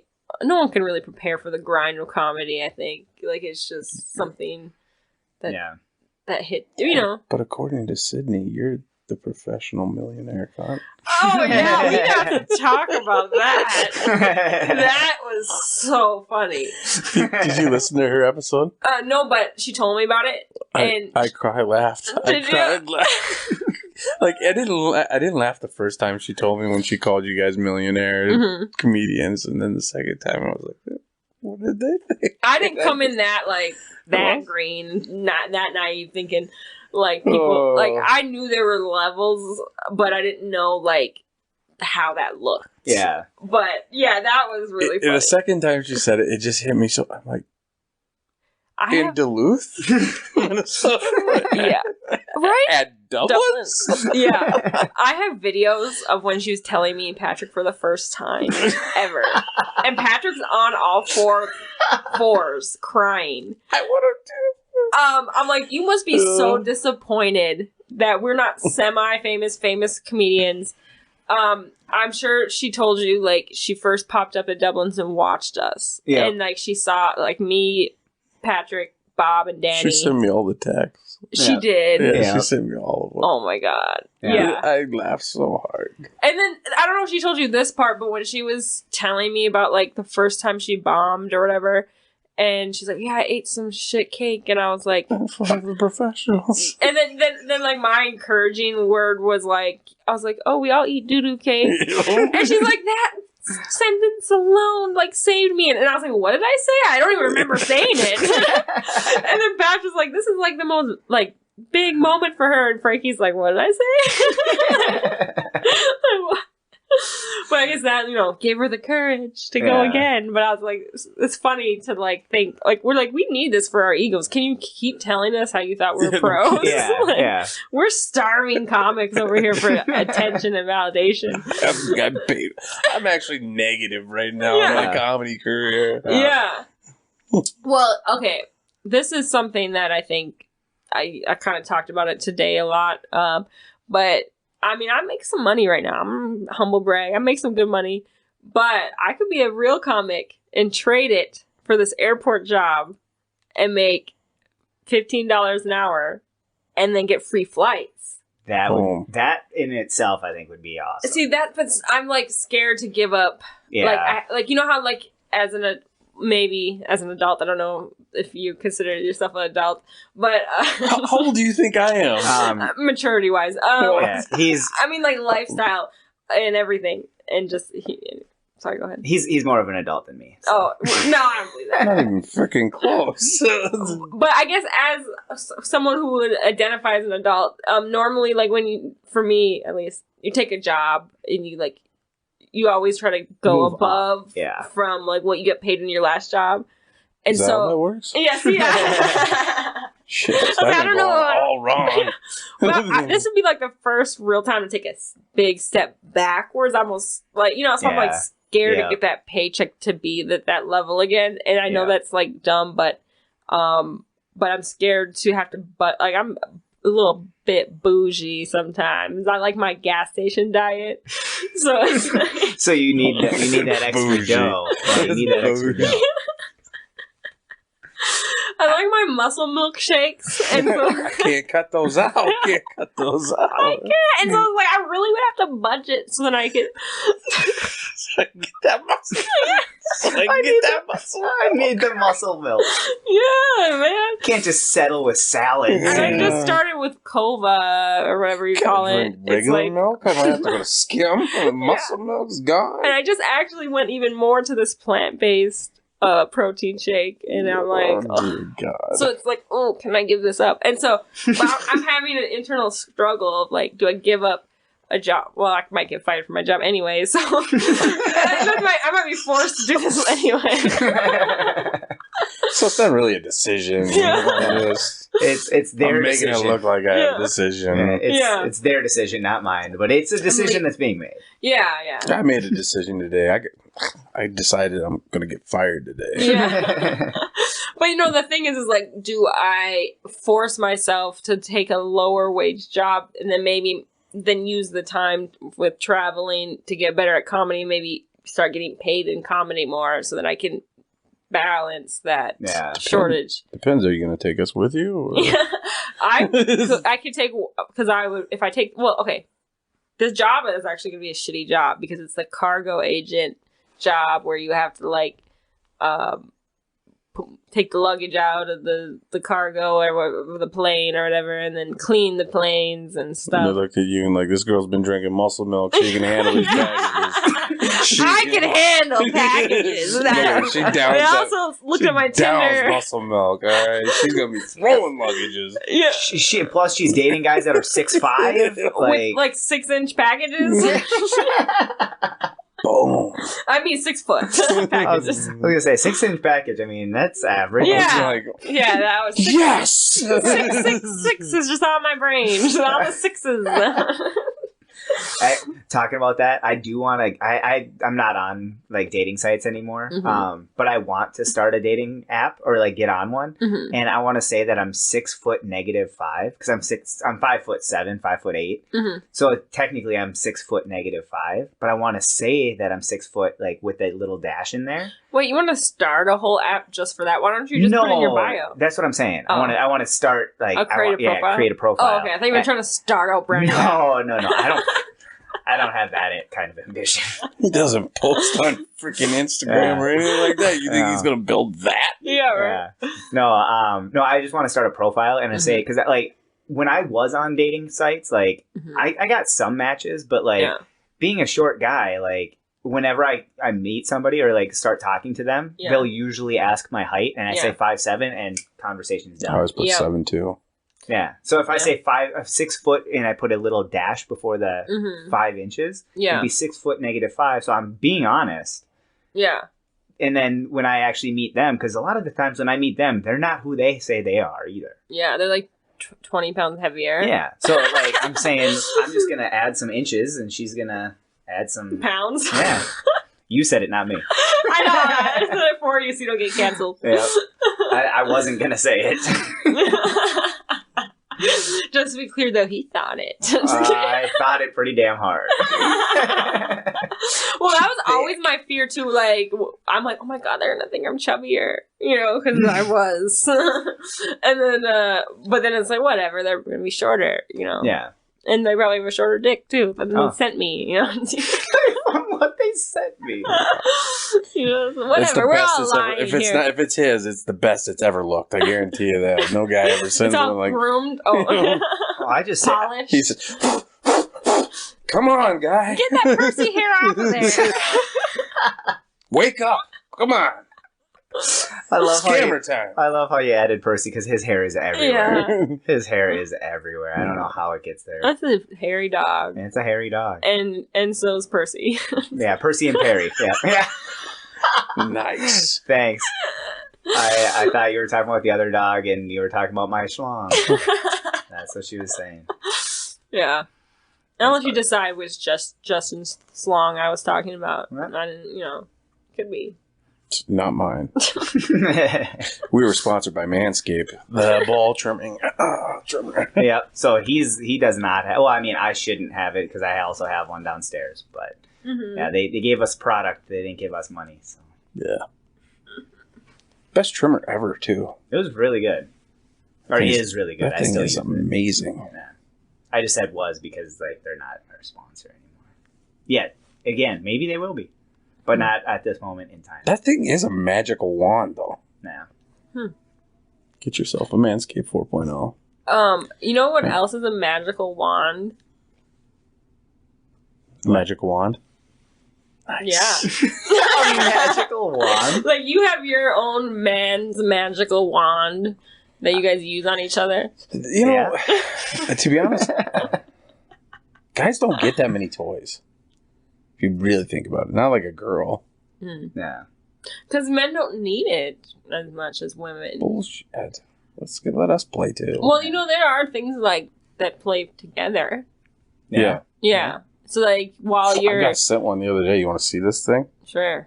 This thing looks really Are you going to post this so everybody can see? No, because my family will see it. I'm going to see if I can... But are we listening to you talk about it, but they can't see it? And Frankie, by the way, if I ever say I'm going to post anything, You probably not. Don't You're hold, a liar. Don't hold your breath. Oh, okay, liar. Yeah, Okay, Fergie. yeah. No, I want to post a picture of my mini me, but I'm gonna forget. I have a picture of it. I'm gonna forget to post it. Oh, maybe I I can. can't take you serious when you talk like that. Why? Because I don't need to know what you're putting on your Tinder, okay? I'm going to post your mini on there. I don't need to know that. I'll send you the picture. It'll be over my mini. Wait, is that a girl toy or a guy toy? It's a guy toy. It's a guy toy. Does it go up your prostate? Yeah. It goes below, And above. Yeah, this thing's amazing. It goes everywhere? It goes everywhere. It goes in all the man's holes. And it shows you it hooks onto the dude's dick, and then it goes underneath to his taint.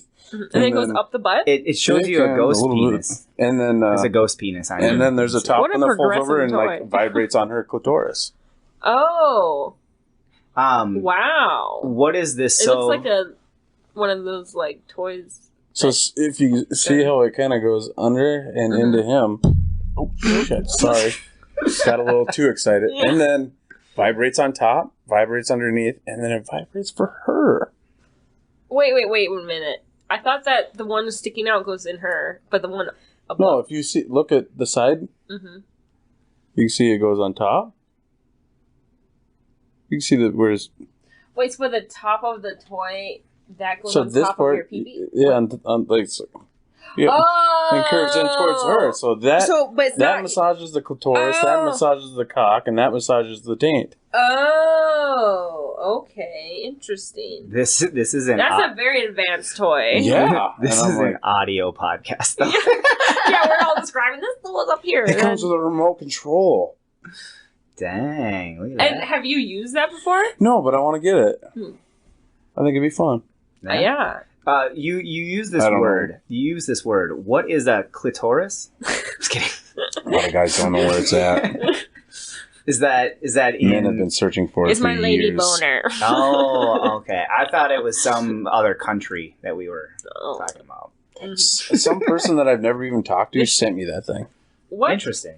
You got that kind of fan crowd out there? They're like, so yeah, some girls like, check this thing out. And I'm like, okay. I'm like, why are you sending me this? She goes, I thought it was cool. I'm like, so you're just sharing it to everybody? She goes, no, you're the first person. I'm like, I've talked to you maybe twice. Why am I not getting these fans? I don't know. Because you don't post anything. I don't.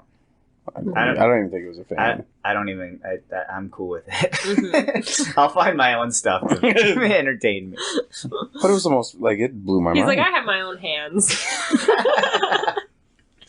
They're callous, but it works. No, I told you guys, I think, that I have a masturbation tool. Did I tell you that? No. Yeah, I have a masturbation tool. I call her Awesome. Because she's awesome. But what's that say about me? Well, it means I'm fucking awesome. The dumbest joke. I like it. Yeah, it's your left hand's awesome. Yeah, my left. Right. Yeah, well, my left hand is the stranger. That's if I want to switch things up. Oh, okay. I'm right hand dominant. He's lefty. Well, I'm not surprised that you guys know each other's hands like that. Well, I mean, I know his hands pretty intimately. We've known each other a very long time. A very long time. I just know it because we used to bowl together, and he's a left-handed bowler. So I assume. No, you don't try to cover it up now. It's too late. You guys secrets out. Yeah, you know each other's jerk off hands. You can tell when you freshly jerked or not. By looking at your hands. That? Well, I can smell it. I'm sorry, potpourri. India. It smells like potpourri. Oh, my poor fans out there. Our new ones. What's up, guys? Yeah. Why does it smell like pineapples? I'm going to try to steal your 5,000 fans. Yeah. So that they can, that's why we got you here. So that I can add them to my India fans. But we're trying to steal your India fans. Yeah. It's going to be loyal fans. Well, we're not trying to steal them. We're trying to borrow them. Oh. Yeah. We'll give them to you so you can get that luggage career going. Actually, they're called Av nerds. Oh. Or aviation nerds, Ave nerds. That's what it is. Ave nerds. Yeah, I'm an Ave nerd, or maybe going to be if I decide I want to hate my life and be in Minnesota winter cleaning out a plane. Yeah, that sounds fun. And then throwing luggage from one cart. I don't know how it looks. But what does sound fun after the fact? We'll go and we'll sit in the airport watching you and just... Hey! Thanks for letting us use your benefits! How's that muscle milk? Yeah. But what does sound awesome is going to Hawaii afterwards or going somewhere warm. Yeah. That sounds awesome. That's true. Because if I take this job, this is another kicker. I would do the 30 hours minimum or maximum to do part-time so I could fly more and I could suck working a job forever. Yeah. But then I lose my health insurance. Oh. So I don't know, it might be worth it. Yeah, well, if you stay healthy, it's worth it. But if you don't stay healthy, then that's not going to be fun. Yeah, I have doctor's appointments on the regular that's already like between $400 to $700 an appointment, which is ridiculous. And then insurance only takes like $100 off. And I'm like, is it even worth it? Just add it to my tab, you know? Yeah. I don't know. But those are like, you know, it's for my brain anyway, tumor. I mean, I don't know if you just heard me or not. Yeah. Yeah. Yeah. Don't worry, India. I'm not dying. It's just it's a fake brain tumor. I'm just kidding. It's real. It's just not dangerous. It's just there. You actually really have one? Yeah. Yep. No way. Yeah, she does. Yeah.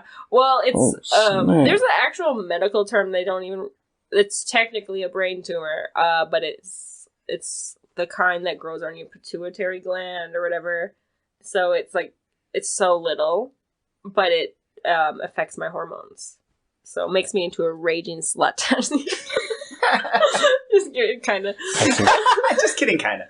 India, if you're... Yeah. I think I've got it. I think I have it. I got the tumor too. Yeah.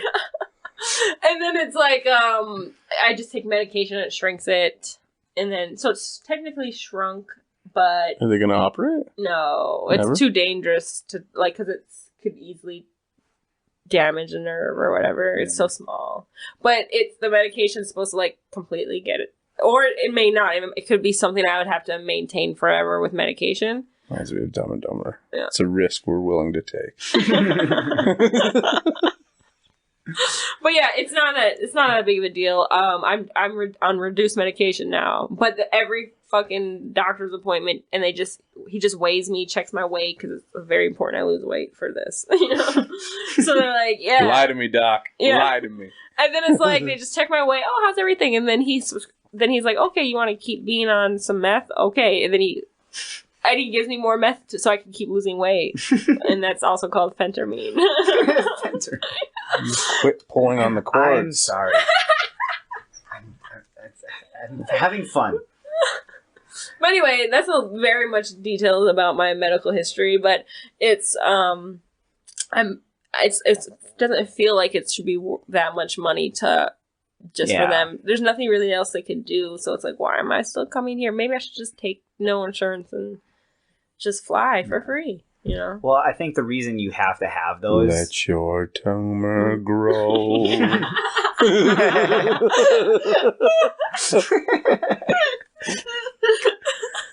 That was good. That was real good. I like that. Can you guys make that a ringtone? I think the reason for those meetings, though, is because it's for your brain tumor, and they want to make sure that you don't grow two more. Yeah. I got that one. I got what you did there. Yeah. I mean, I might as well take two more at this point. All right, Frankie. How long have you been writing? If it's been the same amount or less amount than being on stage, how do you write? For example, do you write on stage or off stage? If off stage, what does your writing process look like? Okay, so we kind of touched on this briefly, so we don't have to reiterate it but too much. But yeah, I would say that I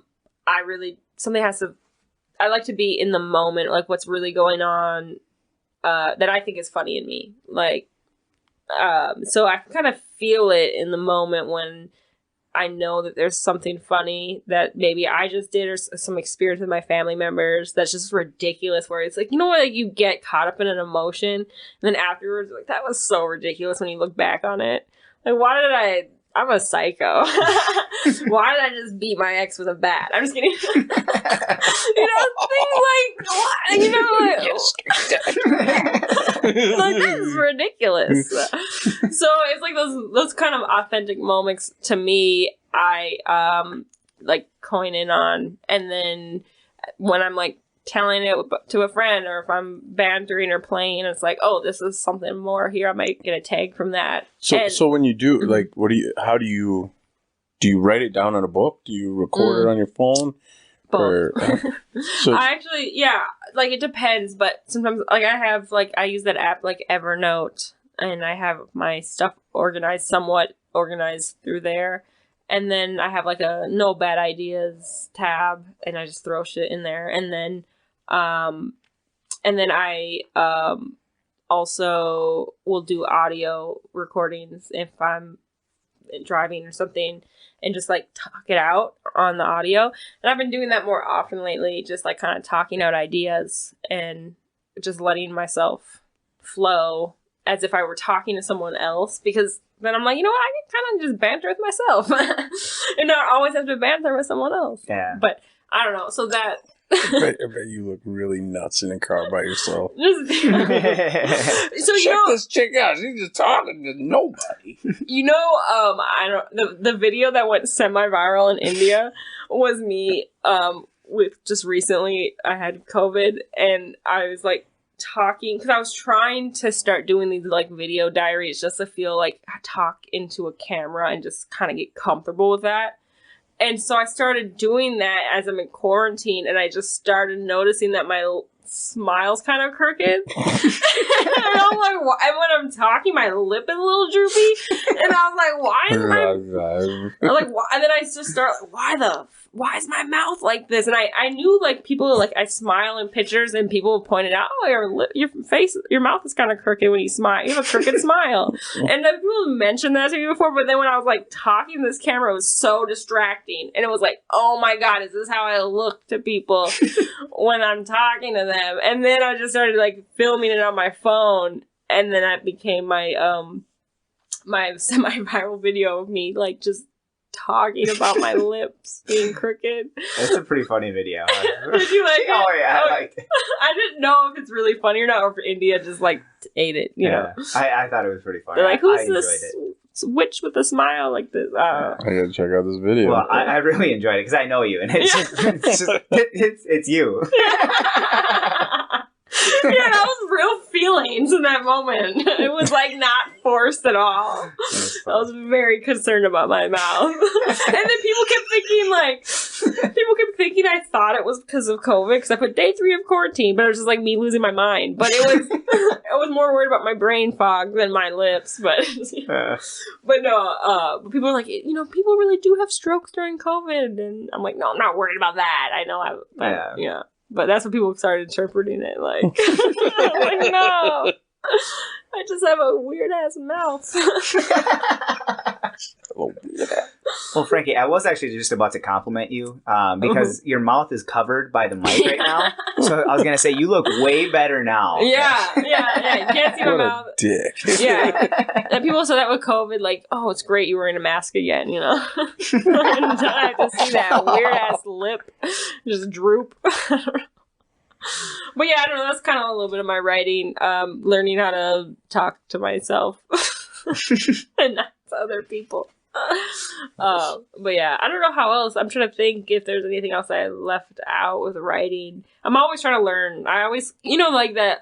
I'm like, how do everyone else write? And I'm trying to like look at other people and be like, how are they so good at writing and how do they see things? I got some books, Judy Carter, Comedy Bible one, How to Write Stand-Up Jokes, another one. I thought I had a stack of books right there, but it's games. Yeah, so I would do a little mix of like trying to like write, like learning all the rules and then writing that way, and then also just trying to be myself. Yeah. So And that's like one thing too with watching comedy was I sometimes would struggle watching other comics, whether it's on TV or not, because it's like I'm not really learning how to be myself on stage, and I might just like it works for some people to learn from other comics, and I do learn from other comics too, but sometimes it can just make you, it can trigger you and go into a spiral like, I don't know if I'm doing this right. So there's like a balance I do. Is like I don't feel the need to have to like study famous comics stuff, but now I'm recently paying attention to like pace and rhythm, and I'm like trying to learn like what is really my pace and rhythm and my timing. That's finding your voice though. That's just finding your voice though. Yeah, and I guess I'm at that point where I'm like, I don't really know anymore. Now you just got to find yourself then. Yeah. Well, I don't know. Now finding my voice, finding myself, which one is it? It's the same thing. Like you don't want to watch too much famous people and watch their rhythm, because then you're gonna just she's doing a Dave Chappelle thing. Like she's doing, you got to find your own rhythm and your own pace. Mm-hmm. You got to find yourself in that.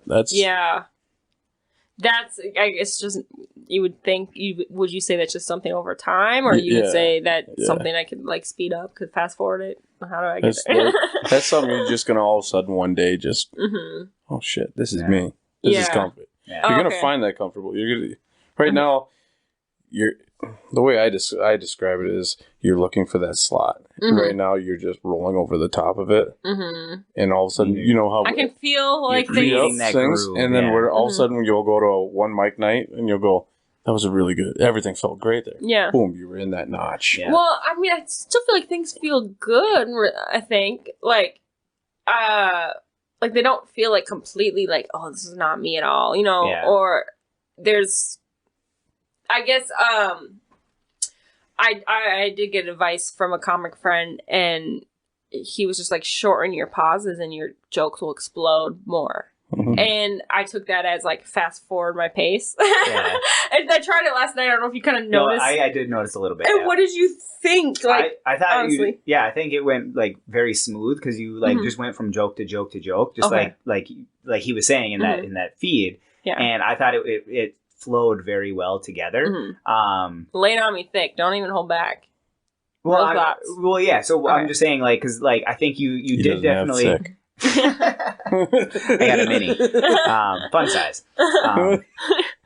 But no, so you definitely did that. Like, it's just really tough because like we were talking earlier, it was a tough crowd last night, because it was just a different feeling. So I feel like you're gonna get a better sense of it on tomorrow night. Yeah, well, because like I felt like I went into a manic mode, and I was like, and I was like, but like, and as I was talking about like the emotion behind. Like, then I started, like, embodying that paranoia emotion as I was, like, turned into a character. I felt like maybe it didn't come off that way, but in my mind, I felt like I was, like, becoming this paranoid, and then I was, like, sporadic, and I was like, what am I doing? I had that same feeling yesterday. Yeah. Because, like, when I'm doing my jokes, if I have a few that, like, don't get anything, I try to avoid it when I can, because then I, like, can try to get myself back into it and get back on a roll. But like I felt myself doing that maybe once or twice yesterday, where I'm just like, in my head I'm like, oh shit, and I'm like, as soon as I say oh shit to myself, that's when I'm like not myself on stage, and I'm like thinking of the actual like what the situation is, rather than just flowing and being myself, saying my jokes that I know by heart. Like I can just flow out of it. But then, like, as soon as I notice that, it messes up usually at one or two jokes. But then I try to, like, snap out of it and try to get back into a flow. Yeah. So how'd your set go last night? I thought it went okay. There was definitely, like, parts of it that went well. And I got a few, like, laughs at where I thought it was going to be. I wish we would have taped when you were going over your shit with me. Well, Danny's taped it. Yeah. So it's on camera. I'll find it sometime soon, and I'll show you.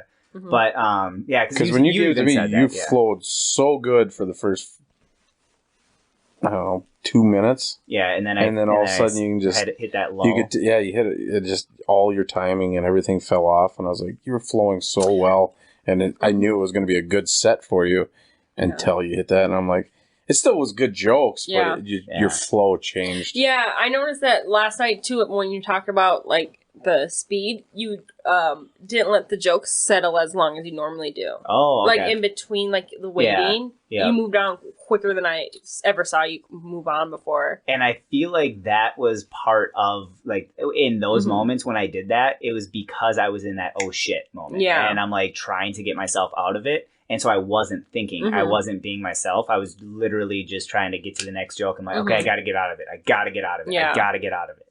Yeah. And you came off confident still. Like I didn't sense that or anything. So that's good. Yeah. But yeah, something about last night we're running through quick. Yeah. Well, hopefully tomorrow it's going to be back to Dublin, so I think we should be good. Yeah, and I think like even like tonight for me, I tried not to be so fast, and it like for like that was there. They were really actually interactive with me. Oh, that's good. So I was like trying to get on, and it was like, well, maybe I spend a little bit more time with this because this, with the whole incest jokes and stuff. They were really had a lot to say about it. So I was like, all right, we're talking about this right now. Game plan changes. Yeah, but anyway, so I was like getting that rep in last night kind of helped with Caddyshack because if I just did Caddyshack, I'd be like really like I don't know anything about my rhythm. But then like tonight, it was like okay, maybe a little bit. I'm back to kind of understanding the balance, but it's hard to figure out. It's hard to like really know what is 100% you and what's just the. It'll come with time. Yeah. Well, it's also tough because like I'm myself on stage, but I'm not myself on stage. If that makes sense. So I'm myself. Yeah. So like my personality and stuff, that's me on stage. But my material isn't me. Because obviously your best jokes are when you can tell that it's you, though. Yeah, I do have jokes that relate to my life, and they do. I feel more connected. You deliver, and you deliver them like that too. Yeah. But no, I actually going back to your point earlier. I feel like it's part of it is like reading those books, like the Comedy Bible. Yeah. So if you know the rules, you also know when you can break the rules, and so that is also going to help. People say that a lot, yeah. And I'm like, don't know. Like, I mean, am I really ever following a rule? I'm still kind of. I mean, I'm definitely not following rules. I am breaking a lot of the rules. Showing a lady boner every night is not part of the rules.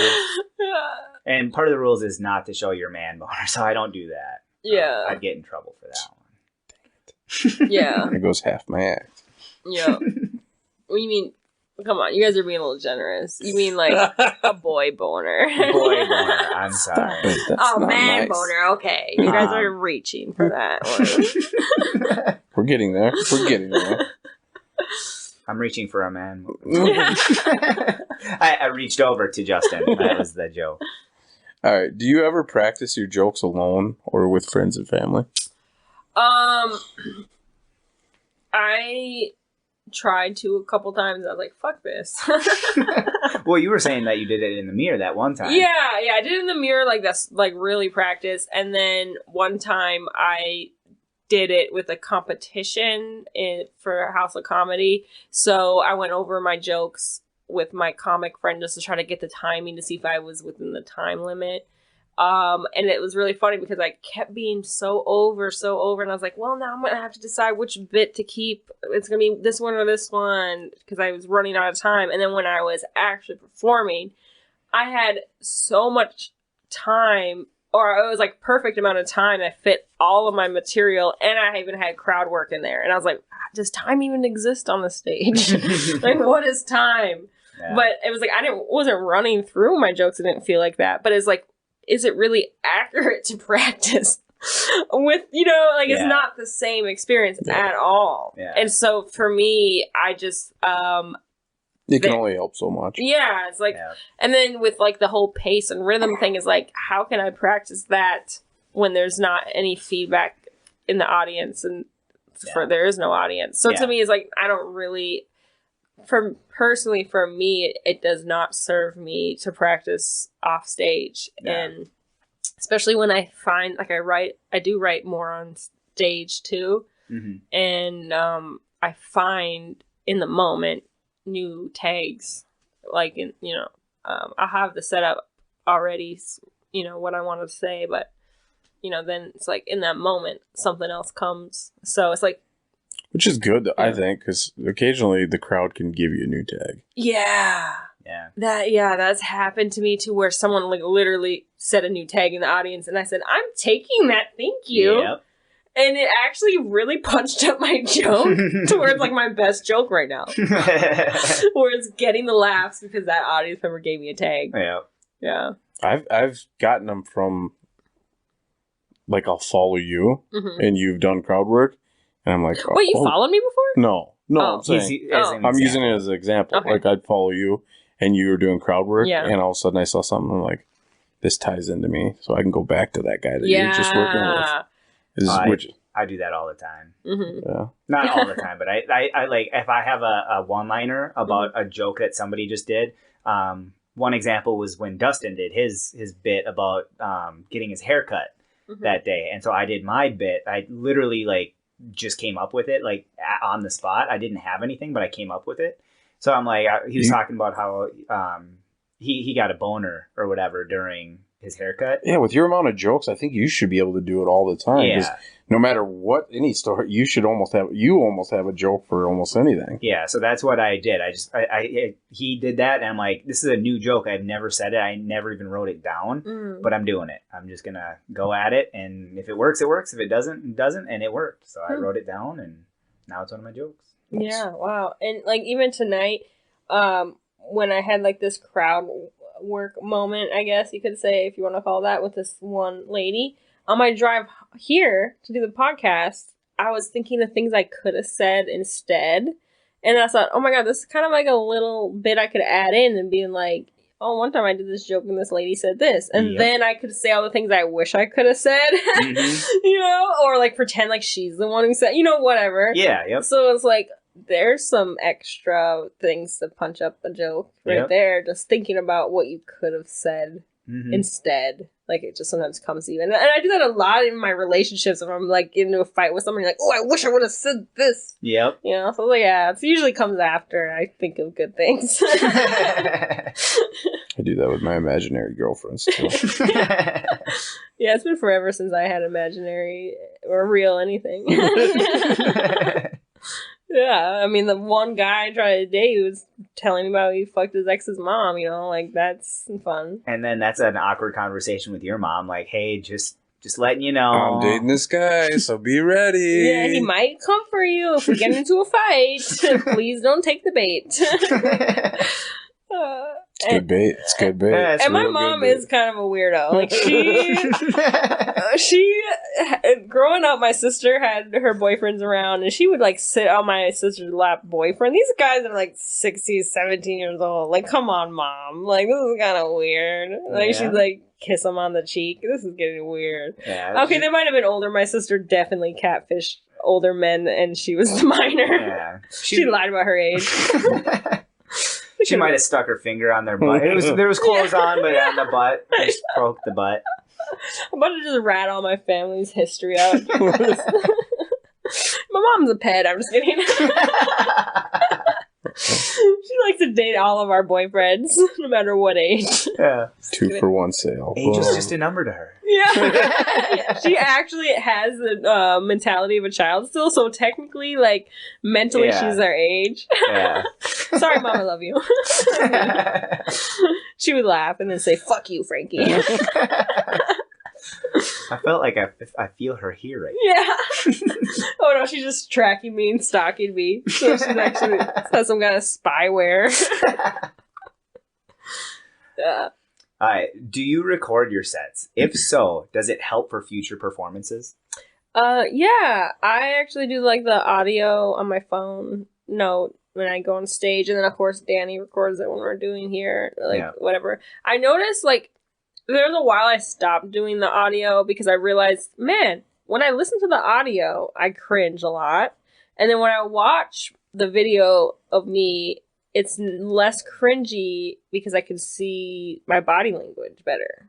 damn, I look good. Look at Yeah. me. Yeah. Look at that. But I mean, then I started getting used to myself enough to where now I don't care. And so I just went back to the audio. Yeah. And then, but I try to capture video too, but it's mostly useful for like when I know I said something different in the moment and like I want to go back and be like, oh, what did I say differently? And then how did you say it differently? Yeah, how did I say it? And then also like this has been really helpful. When I did my brain tumor joke, the first time I ever did it, it killed. And it was every hit actually hit. And then I could not get it to work anywhere else at any other time. And it was not nearly as great as the first time.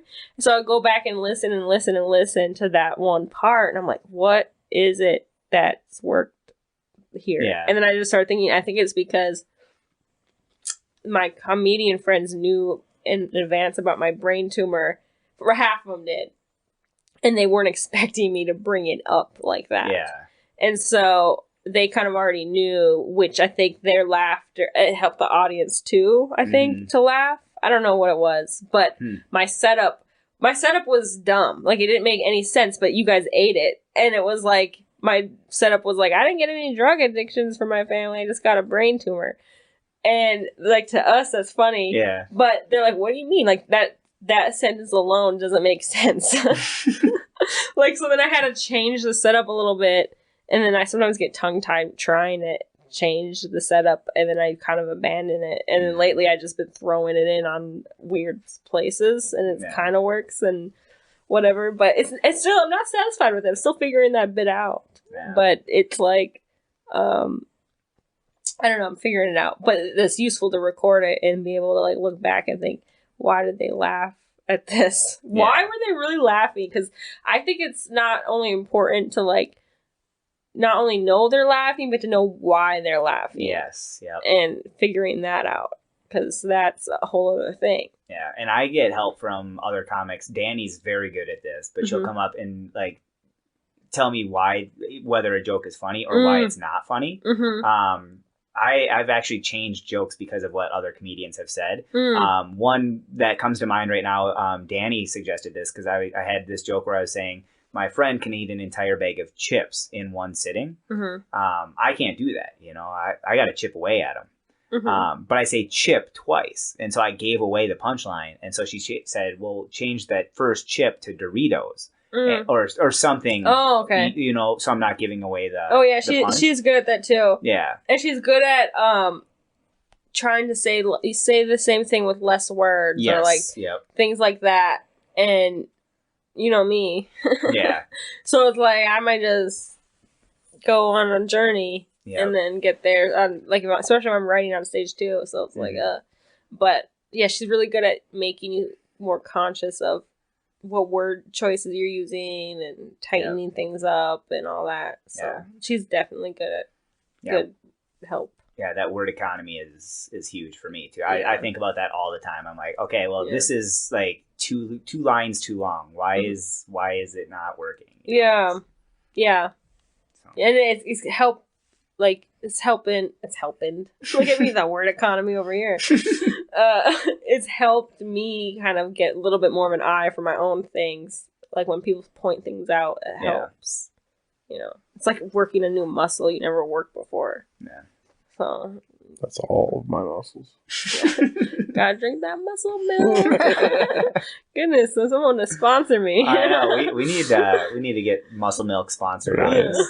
Only this episode. And Top the Tater. Boom. And Quick Trip. And micro penises. Yeah. And India. Vacation next in India. Free flights on me. Well, I think that's a wrap for our first half here. When we're going to take a quick little break, and then we'll come back and we'll get questions from Frankie. They're not going to take a break. They're going to go right into it. They're going to come right back and do it. So we'll see here in like 2 seconds. Sponsor inserts there. Yeah, boom. Commercial. And the break's back. For us, it was a lot longer. For you, it was only a couple of seconds. So now we're back. We're going to get into Frankie's questions. Yeah, do you have any questions for us? Oh, okay. Dang, I forgot. Well, let's see. What kind of questions? All right. What is for both Justins, take your time. Does this count as 2 questions I've asked you guys the same thing? Sure. If you only have, yeah. Well, I mean, I don't know. I can always come up with more. But what is your... Well, I kind of know Justin's. I want yours. You're this Justin here. What is the worst bombing story, I guess, you have that you remember? Ooh. I was down in the cities and it was mostly a black crowd. Mm-hmm. And I did not have material that would connect with them at all. Mm-hmm. And I literally got pretty much booed off the stage. Oh, got the boo. Yeah, like, get out of your... Mm-hmm. Get out of here, white boy. Yeah. You ain't ready for this room. And I wasn't. Get that whitey tighty out of here. Yeah. That's what I would say. And I bombed so bad. Like, I did not want to go back. Mm-hmm. And it was just, when I was just searching for open mics pretty much anywhere, and I found that one. Where is this at? It was just down in the cities at a local bar. Okay. They just had an open mic night or whatever. Mm-hmm. And I did not know it was a black crowd. Was it comedy? Yeah, or like comedy opening mic, or was it just an open mic? An open mic. Okay, so like, there was musicians and poetry. And, yeah. Okay. Mm. And I bombed bad. Literally, just got like I literally left the bar. It was that bad, and then I ended up going back like 2-3 weeks later, and I did my barber. Okay. story. Yeah. And that killed. Okay. It killed. That's good that you went back. Yeah. And you did it again. I'm not scared of a bomb. I actually like bombing. Mm-hmm. I find it actually entertaining on myself. Mm-hmm. But that one was pretty brutal. Yeah. You always can take away something when you bomb. There's always something to learn. Yeah. That one was scary. Like, it didn't hurt. It was just scary. Mm. Like, I'm like, I felt like I was gonna get hurt. Oh, they were seeming like pretty mad. And I was like, shit, I didn't say anything bad. Like, I didn't say anything bad or anything like that. They just it didn't connect to the stories and all that. And they let me know that it was just your white boy comedy ain't gonna work around here. Mm-hmm. I wonder how my dad jokes would go. I remember with Andrew Schulz, he talked about that when he was in Atlanta, and he got like he does say offensive things sometimes. Yeah. He pushes the boundaries. So like he got like punched in his like first black room, and then he went up the next week though and like won him back. So it was like, yeah, maybe you do deserve a punch here every now and then. Maybe the Will Smith was on to something. Being Will Smith is a thing, you know? Maybe he should be Will Smith once in a while. I don't know. Just kidding, don't cancel me. I don't promote violence. But no, I just thought about that too, because like, you don't know like who you might make mad on stage and how they might react to your jokes. But yeah, you said you didn't say nothing offensive, but you just felt the intensity. Yeah, I think they felt offended, like I was pushing kind of like some kind of social status or almost privilege. Were you like out there flexing or what? No, it wasn't. But it just, I was telling stories about my life, and that my life just did not connect. You're like, I never had to worry about a cop pulling me over, right? And you're just like rubbing it in. You're like, I've lived a life where I speed all the time and never worry. And they're like, why is this guy so mug? I'm like, look at this. I just want to slap him. And you're like, what? I didn't say nothing offensive. I didn't do nothing. I just talking about my personal experiences. That's how I imagined your night of bombing. It went just like that. Yeah, it was pretty close. Like, pretty close. Yeah. Yeah. Let's think of another question, I guess. Oh, unless it's run. Do you want to tell your bomb story again? Yeah, I'll briefly go over it quick. But I did a show one time, and It was a competition. It was down at the House of Comedy, and fuck that place. yeah, I was doing that one, and I brought all my clean stuff, and everybody did their naughty, dirty stuff, and I just You even say naughty in a clean way. That's what you Right? He does, doesn't he? I know, Yeah, but it doesn't feel naughty. He makes a dirty joke sound like it's clean. I have some dirty jokes. Careful, this is gonna be naughty. This is a very naughty joke. So there I was, taking off my shirt. Oh my gosh, I'm so sorry I said that. But no, I should have brought different material, and I didn't. And so it got to me, and I just didn't want to go on stage for a while, even though I learned a lot from it. So I'm really glad that it happened. Obviously, at the time, I didn't feel that, but now that I'm here, I'm glad it happened. Yeah. Because now I'm humbled, and I know, like, where to use jokes and where not to use jokes. And Like, your ego was so big that the bomb had to humble you to quit comedy for 8 months to just settle down. Yeah. I'm just Like, kidding. my ego, I was up here. Yeah. And I had to bring it down negative 8,000 for a while. Like, it wasn't just like one moment of like, oh man, yeah, that humbled me. I'm gonna not be this egotistical next week. But it's like, no, months. Yep. Like, you're months. done. You need to really let this settle. Yep. And cook. And cook. I was on low on the whatchamacallit. Low and slow. What's the thing called that I just used today for my chicken? The crock pot. crock pot. That's what I was trying. I can't think of crock. It's late. I'm I sorry. know, it's gonna get loopier. Yeah, it's gonna get Really really real loopy. loopy, and I'm gonna love it. This is the loopiest podcast. Yeah. Now. This is where it gets interesting. This is where I start yawning. I start losing where I'm at. This is when I start like half sleeping. Just like nodding off. Anyway. What's your second question? Oh, I thought that counted. Okay, no, that can count. Oh, all right. Sweet. Well, yeah. So we're gonna get into the second half of Frankie's episode then, and we're gonna continue talking about comedy. We got a few more questions for you, and you want to get started? Yeah.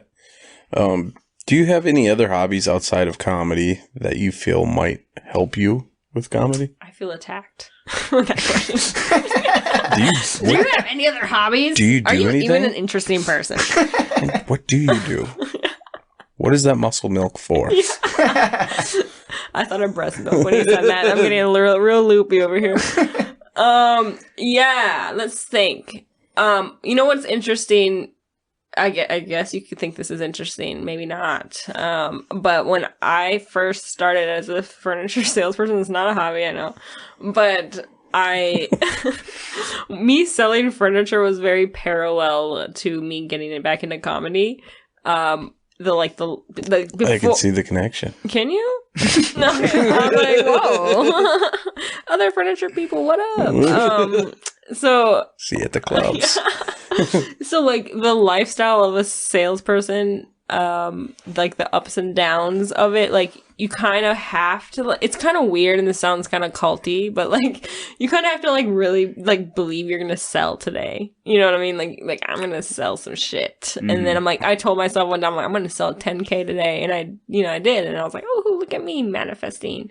And I don't know how to really do that, but I just think this is what I would think manifesting is what this is.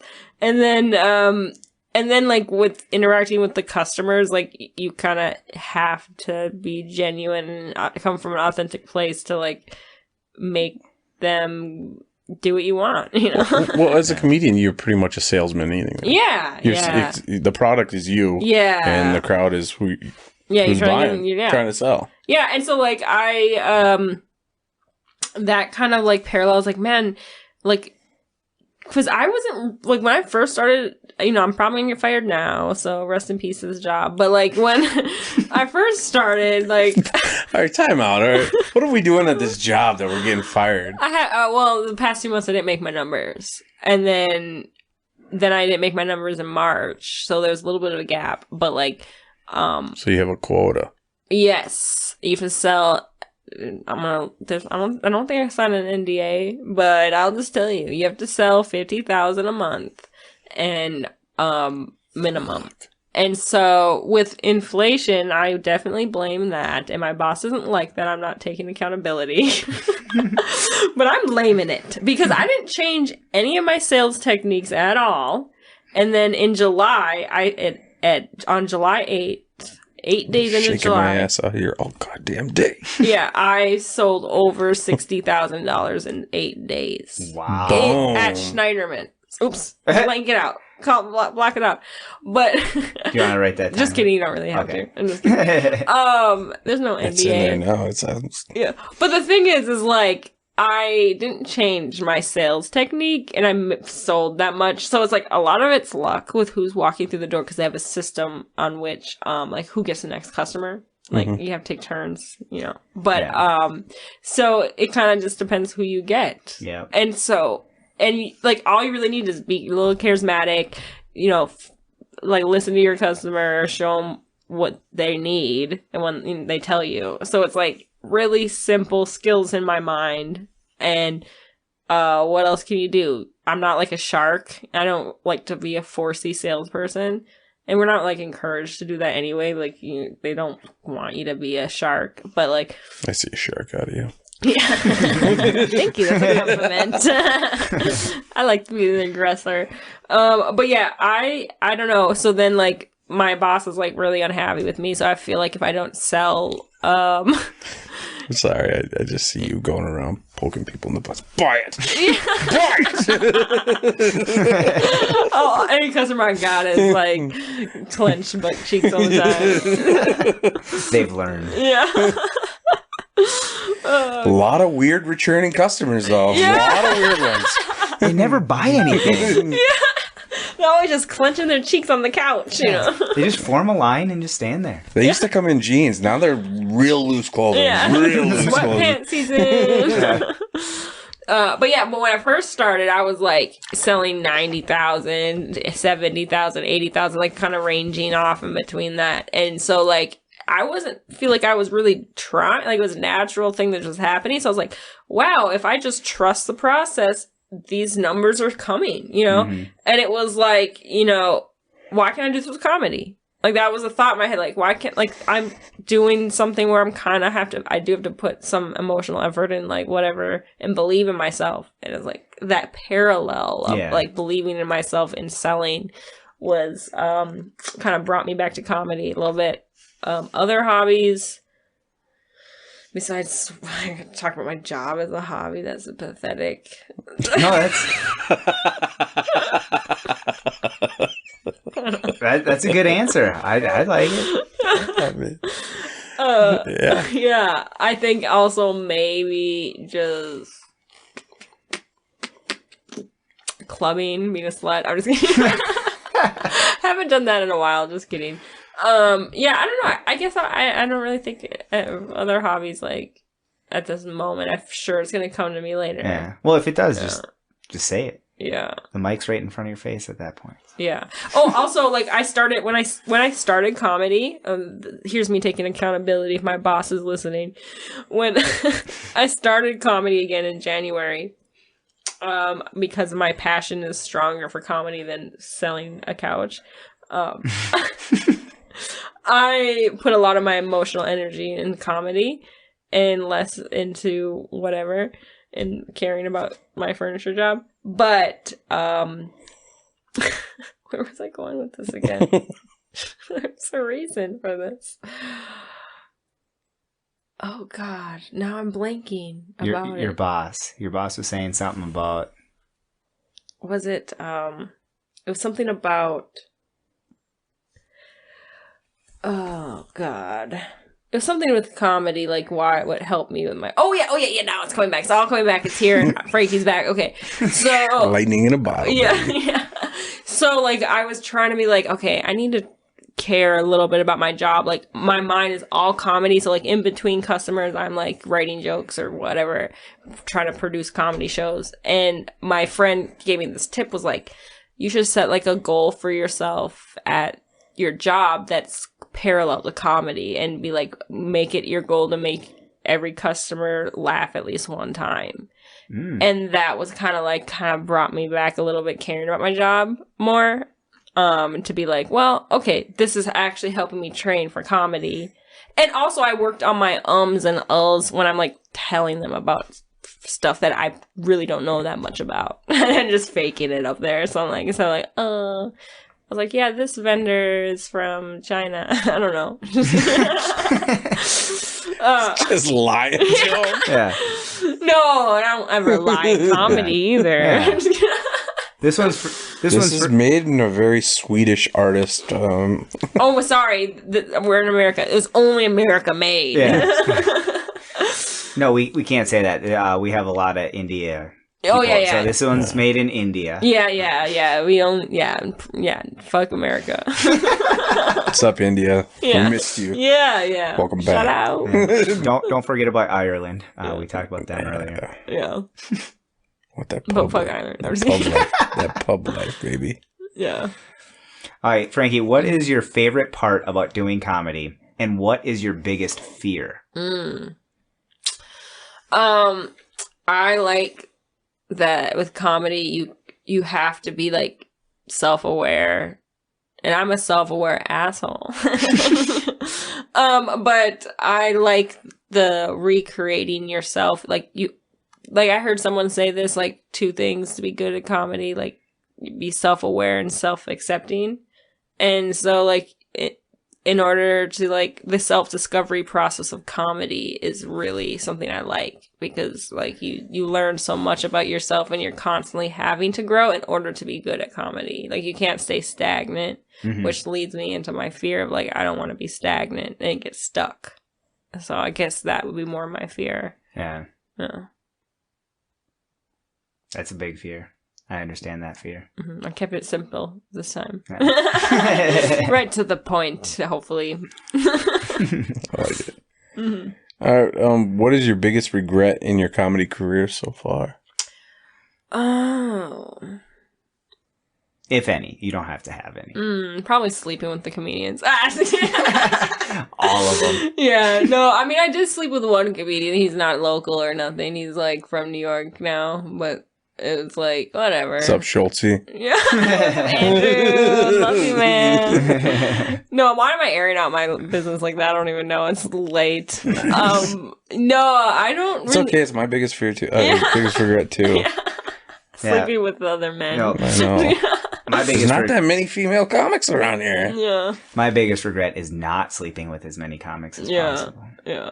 Well, you know, like, I wouldn't even say that's my biggest regret, because who cares? But, like, I guess one of my regrets would be, maybe, I don't even like the word regret, but I think I got really sucked in the negativity in Austin scene, and I don't know, I didn't like that I guess I was learning my moment though, but I didn't like that, like, I kind of like fell into it where I started getting negative and then like hating on other comics, and like I didn't like that version of myself in comedy, where I was like, you know what, I like the positivity and like collaborating side. I know I'm not going to get along with every comic. I know there's going to be personalities that annoy the shit out of me, or like when I see them on stage, I'm really like, ugh, you know, whatever. Yeah. But it's like, whatever, like, don't just focus on yourself. Yeah. And that was like a big lesson, is like, no matter what distractions or what kind of energies around you that you might start clashing with or whatever, it's like, just focus on yourself in your own craft, because you just wasted energy if you start caring about stupid stuff that doesn't matter. Yeah. That won't matter in 5 years. So, yeah. God, I hope not. Yeah, hopefully it doesn't matter. Fucked if it does. Oh yeah, actually, when I told you this was the comic, it wasn't consensual, and I forced him. There's coming back to bite me, full circle. It matters in 5 years. It matters in 5 years.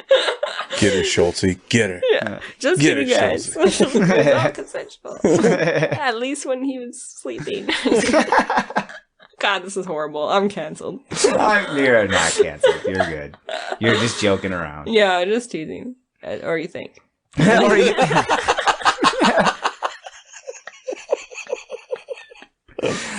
Oh, God. Anyway. All right, so you asked us about if we've ever bombed or our biggest bomb. So, have you ever bombed? And if so, like, what is your biggest bomb? And did you learn from the experience? No. Next question. I don't bomb. Never. Been amazing since day one. Yep. Born like this. Let's see. I think I probably ate a lot of shit, mostly in Texas. But I mean, I still eat shit, whatever. But there's not like a single bombing story. Actually, rewind. We all eat poop cake. Yeah, doo-doo cake. Doo-doo cake. Doo-doo cake. Actually, I would say the most recent one that was like, ooh, I'm barely getting any kind of laugh out of this, was the House of Comedy competition. Oh, okay, yeah. And, I don't like, it just sounds like an excuse, but it was kind of set up to fail. There's 12 comics that night, and I was like the last comic of the night.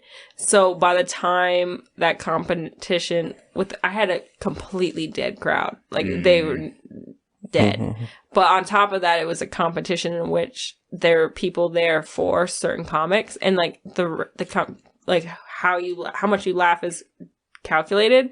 And when he like announced the comics, he would do one at a time. He would have the people cheer who they came for, and like one half the room was here for just like one comic. And then so it's like you knew, like there was not like a one genuine audience member. They were all there to support and trying to have their comic win. Yeah. So I had not only a dead crowd, but a crowd that I literally watched them for other comics, and there's people in the back holding their mouth from laughing. And so I was like, oh my God, this is what I'm dealing with. So that was, I know that's kind of a cop-out answer because it's not my fault. Yeah, no, that's tough. That's me tough. And Roddy would have been there. They'd be like, and for Frankie, we would have been like, boo, boo. But in a good way. Yeah, in a very nice way. I, like, fiend off of booze. Like, feed me booze. You know what I mean? And then it just get more powerful. Feed you booze as in alcohol? Yeah. Or boobs. Or boobs. Whatever. Got both. Whatever one pulls out first. You know? Yeah, but no, besides like the competition, I would say like just yeah, when I went to New York and did comedy there too, like there would be. What did you do there? Yeah, I did my first heckle mic there. Nice. And that's where I wanted to incorporate in my Riff Raff show because they were so fucking aggressive. Like you can, like you get to the mic and before you even touch the mic, they're hurling insults at you. So it's like all New York too. Yeah, all you have to do, all you're able to do is try to respond to comebacks. Yeah. So that experience was super fun. What clubs did you do? I went to West Comedy Club. I went to, I'm trying to remember because I did the heckle mic on Friday night, and then Saturday I did 6 mics, and then Sunday I did 1. So I'm trying to remember the mics I did on Saturday, but it was all like open mics. I didn't get to it was, you know, whatever. Did you ever go to the cellar? No, I couldn't go to the cellar. I know, I didn't get into the really cool ones. But like I guess it was tough because I was like, there were some rooms that was just comics, and it was like 4 of them. And I was like, ugh, this sucks. Yeah. And that was brutal. But I was a little proud because it was like, there's some where my friend was like, every laugh you got in this room, you've earned. This is a really tough room. So if I got any laughs, I was like, yes. Nice. But yeah, that was a tougher crowd for sure. And I kind of learned like some of my jokes that kill here are considered hacky in New York. And so like, I kind of had to like change my setup on some of my jokes just for New York. And that when I brought it back here and did the New York way, that didn't land very the same. And I'm like, interesting. You could probably take almost any comedian up here and it'd be hacky over there. Yeah. That's comedy. This comedy here would not work over there. Yeah. At all. Yeah. So that's why I want to get on these flights so I can really experiment. Yeah. Hey, you get to know things quick that way. But... Yeah, I know. Damn it. New York and what I've heard, New York and Philly Philly sounds tough. Yeah. You almost... You got to be funny, but you also got to be kind of a prick from what But I can probably do that. Or be overly funny. Yeah. To survive out there. Yeah. I could totally see that. Holy cow, yeah. Yeah, I went there one time because my ex is from there, and then we went to some bar. Oh yeah, I could totally see that environment. 100%. Yeah. Yeah, That's anyway. Sweet. I'm trying to think, yeah.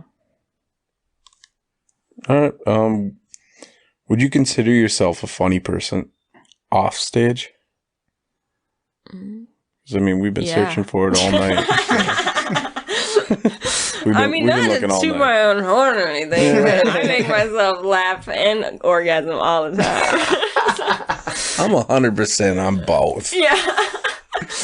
I like laugh asm. I don't know if that's a word there. I'm trying to combine that. Laugh-asm? Yeah, like as I'm laughing, I orgasm. Yeah. That's how funny I am. Nice. I don't need any stimulation. I just Do it make all myself myself. laugh, and then boom, it's a mess. Clean up on aisle 3.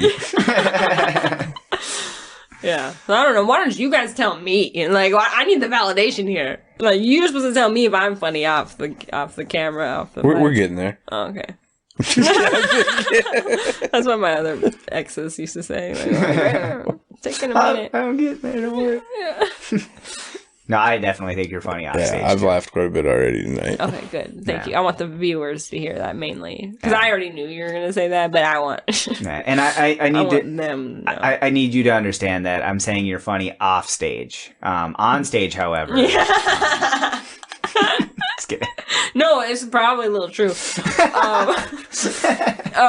Because Danny used to say, well, I know she wasn't saying like Frankie's not funny on stage, but they gave me the nickname Feral Frankie or whatever. Yeah. And I don't think I'm feral, and so they are like she's always pointing out, this is you're being feral right now. This is it, and I'm like, oh, well. And then she would be like, I didn't see any of your feralness on stage tonight, and I'm like, ooh. How do I be myself more on stage then? If that's like, if she's seeing, if she thinks this is feral and I'm not being feral. So then I was like, I don't know how that looks. Roddy, what's that word mean?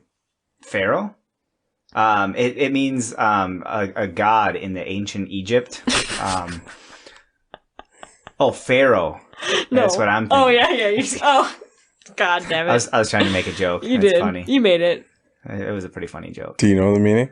Feral? Yeah. Yeah, it means like I don't. It's just like out there, and you're just like feral, like a feral cat. Like it's just like a rough cat, like a rough fighter. A rough cat. I like that. Nice. It's. Hey, what's your definition? I was going to be right there with him. Oh. Yeah. Sure. I did not. I'm going to be honest. I didn't know the definition. The definition is like it's like a tamed animal that gets untamed and it goes wild. I like that. And it's like, it doesn't. It's just like doing like a feral animal. Like, have you seen that Zootopia? And the animals start going feral? Yes. That's like, all right. Yeah. Yeah. Like something's wrong and they're like, they're going to kill you. Roddy, you took a point away from me on this one. Well, the stupidest podcast just got slightly smarter. That's our goal, is we're going to not be the stupidest. Eventually, we're going to just be stupid, and then we're going to be kind of dumb. Then we're going to be somewhat smart, and then we'll you skip mediocre. We're going to be mediocre. Our goal is by like 2035 mediocre. Yeah. The mediocre slow build. Yeah. Slow build. The mediocre podcast. And it's funny that you like went up with your hands. Like, that's better. Yeah. Yep. Like going, mediocre is the high. No, that's not high. That's shooting our low. Yeah. That's our high right That's there. our goal here. We don't like to overshoot. Yeah. Yeah. If I'm going smart, that's way up there. I can't reach that high. We're down here. We're way down here. Yeah. We're getting there though. Yeah. Nice. We'll keep hanging out with us. We'll bring you down there. Yeah, you already did, actually. Did you see me get low like that? I was already there. She already forgot what feral means. Yeah. One time I told the comic, told a comic that I was like, yeah, they call me Feral Frankie, and then he's like, ew, gross, and he thought that like it meant like really sexual, like I was a horny cat or something. So just to clarify, that is true. Just want everybody to know, my cat is very horny. Yeah, like it's also aggressive. It does bite, but it's also horny. just like the movie Teeth. Is that what you're saying? Yeah. Sorry, I really screamed at that because that meant something to me. I like that movie. I don't want it to happen in real life. But.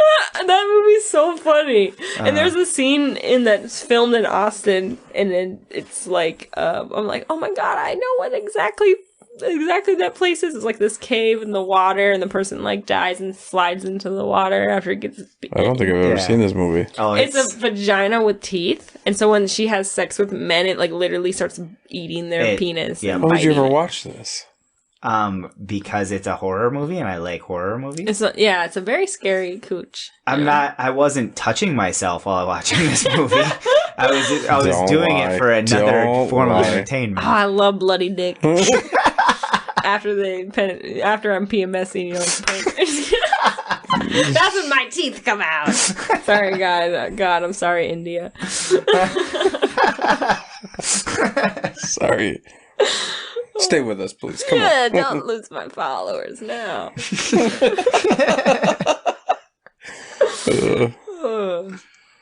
Yeah. Okay, what is your most memorable night of comedy? It doesn't have to be positive or negative. It can be one or the other or both. It can just, what's the most memorable? Ooh, you're really giving me the tough ones now, because I don't remember anything. She's like, who are you? when was my last night of comedy? Oh, it was today. Yeah, this is my most memorable one. I just did it. She made it. She's here. Yeah. We got her.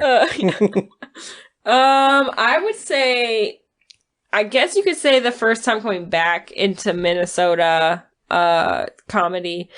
I think because it was like the first time it clicked different for me on stage, and it was the first time I got like rolling laughs. And in Texas, it was just like little chuckles here and there, and I had no structure at all in my joke telling, even though you might not think I'm much structure now, but like back then, oh my god. And so it was like a little bit of laugh sprinkled in, but it wasn't like boom and then another, and then I was like, oh, this feels like it's clicking. And I also felt like I was an actual comic, and in Texas I felt like I was looking at from the outside looking in when I was around the other comics and everything.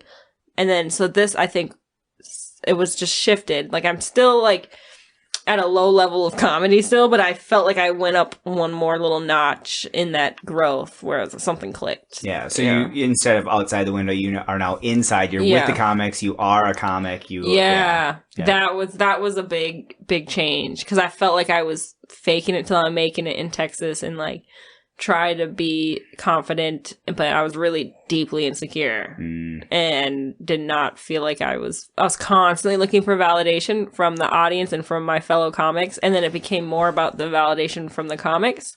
And that's when it got negative and toxic, because it was like, that's just a perfect recipe for problems. Yeah. But it's a lot to ask, especially like, because It's tough to ask that, like, of the audience too, like, but then also asking your fellow comedian, like, you don't want to like put that pressure on them, and it wasn't like a direct pressure. It was like, I'm watching you in the audience, and I'm watching if you're laughing, and I'm caring if the comics are laughing more than the audience, and that's a problem, for sure. One thing that's always helped me, or not always, but like after I heard this in an interview, I always go back to this. Brian Regan is one of my favorite comedians, or is my favorite comedian. He once said in an interview, like, he doesn't try to make the audience laugh. He envisions himself in the audience, and he tries to make himself laugh.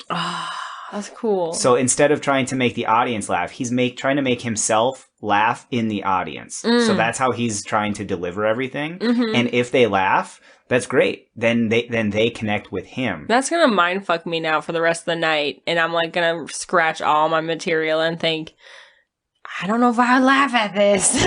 Yeah, I can't see myself laughing anymore. Yeah, and that's the thing. Like, a lot of my jokes. Yeah, a lot of my jokes. There are some where I actually scratch because of that. Where I wouldn't have before. And there are still some where I don't necessarily find super funny. Yeah. But I get a good reaction, so I keep it in there. Yeah.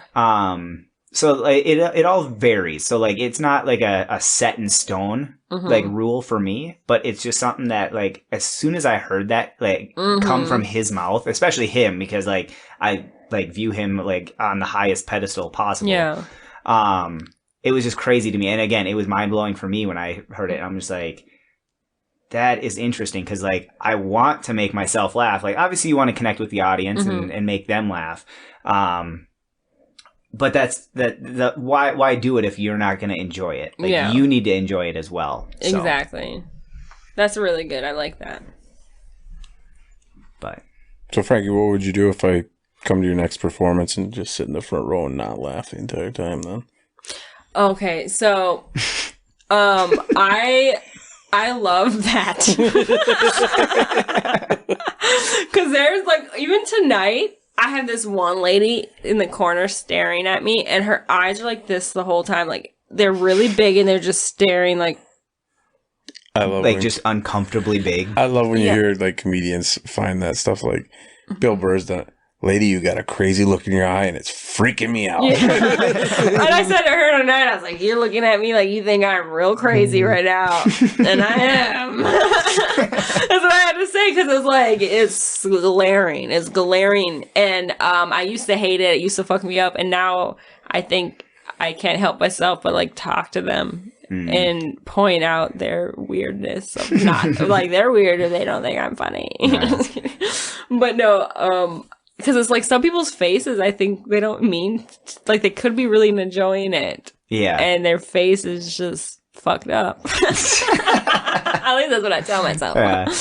But yeah, I think I would probably talk to you somehow and make you, I mean like a guy walked in my set tonight too, as I was talking, I had my like little sugar daddy stuff going on and I was just like I'm like, I have this joke about my like a guy said my personality makes me hot, and I don't know if you heard me say this before, but I think that's like a backhand compliment. I think I don't want to have to talk to be hot, and so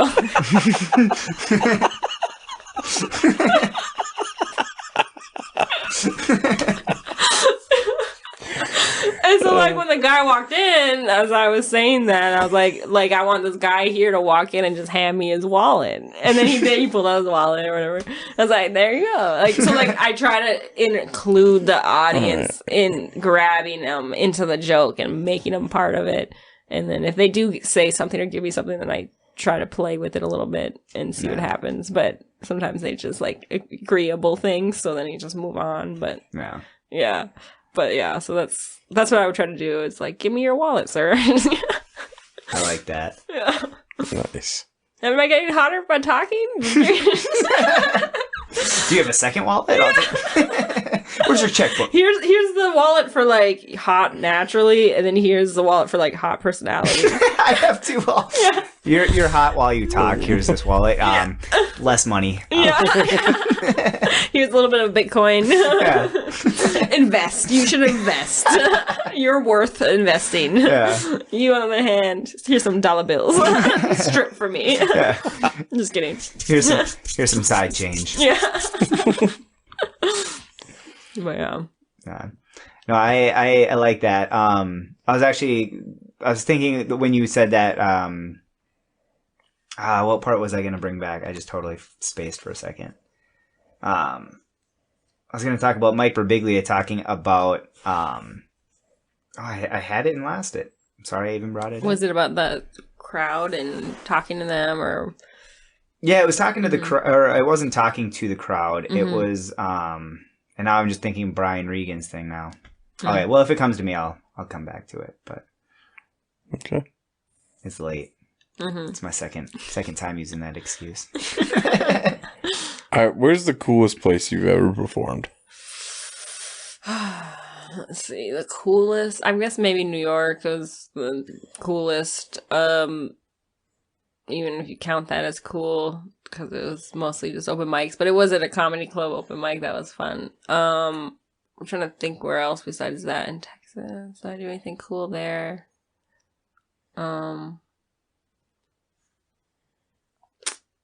Just the basic. We consider Acme still pretty fucking cool. Oh, here's the coolest place. I mean, in Minneapolis, actually, I really like the Comedy Corner Underground or whatever.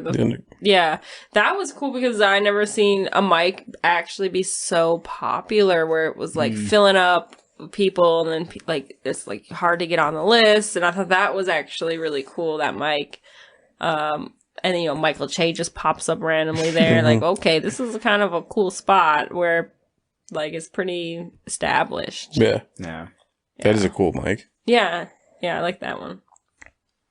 Yeah. I don't think I've ever done that one, actually. I've been there. I've never gotten on, but I've been there. It's big. It's a pretty big mic. Right. But, like, you could go there and you never know who's going to show up. There has been some big people that have shown up there. Yeah. Just on an open mic night, too. Mm-hmm. Sweet. Yeah. All right, where would you do a special if given the opportunity? Oh. Caddyshack. I'm just kidding.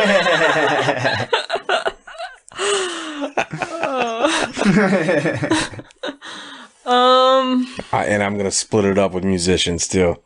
In between my jokes. Yeah. Oh God, yeah. And then I don't know.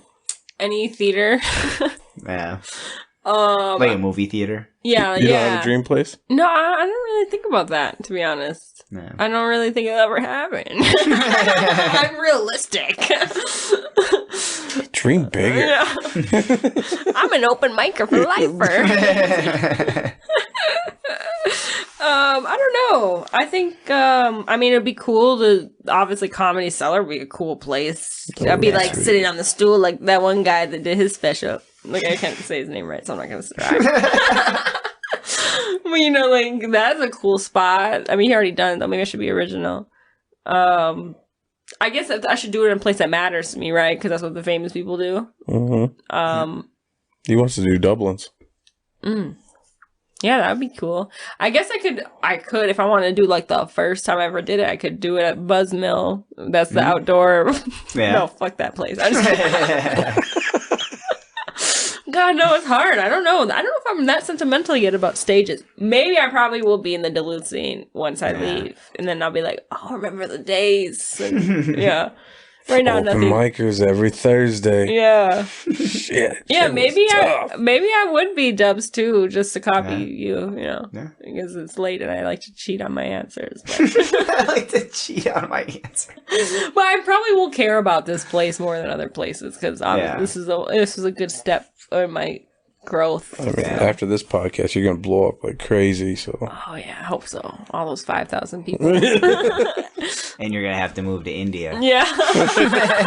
I'm already planning. Like I'm gonna have a mansion there and just like tour of India. Yeah. And then it's gonna be like my hub place, and then I'll go and like do other shows and then go back to India because that's where my money's at. Yeah. God, they're gonna ban me from that country. They're like, fuck this outlet near us. I wish I knew what kind of currency they'd have. She's just rolling in them coins. No. All right. Is it me? Mm-hmm. I'm 19, ain't I? What do you normally wear on stage? Would you like to change? And if so, what would you like to wear? Okay. Well, obviously I'm trying to get hotter so that people give me their money. Just kidding. I kind of been playing around with my wardrobe actually, because I know that I look really innocent and they don't. I have not gotten that at Really? all. No. I don't know. Some people think I do. Don't. I mean, generally speaking, people think I look really innocent, and they don't expect like the life stories I have to come out, or how I talk even. And so sometimes I'm like, should I try to dress more innocent on stage so then it's a stronger contradiction? Or should I wear something a little bit more edgier or whatever, and the clothes are contradicting my face, and that's funny or something, Yeah. Like, I don't know. I guess because I look young and I look naive and innocent from what people tell me. So, and I'm 30 and old and very slutty. I just kidding. I'm very used up and dried up. Used and abused. Yeah, used and abused and stuff. But not just sexual. I'm not sexualizing myself, guys. But yes, I tend to do that a lot too. But I don't just talk about sex on stage, is what I'm trying to say. I talk about, crazy things that you don't think are real, but they're actually real. You think I'm lying that my dad's like the top most wanted in my hometown, and it gets followed by a drone. Like, you think that's fake. It's not fake. Oh, snap. Yeah. So, like, it's also a town of 500 people. This has been the episode of the stupidest podcast. I think we gotta go. No. Oh yeah, he's a tough guy. You don't want to mess with him.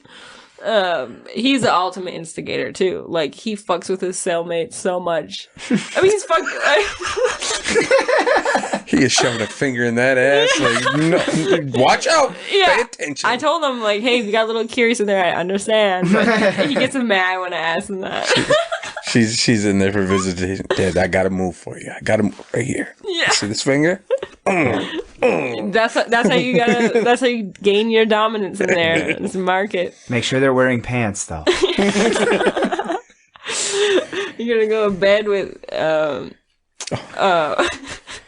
you're gonna go to bed with a itchy butt and a stinky finger.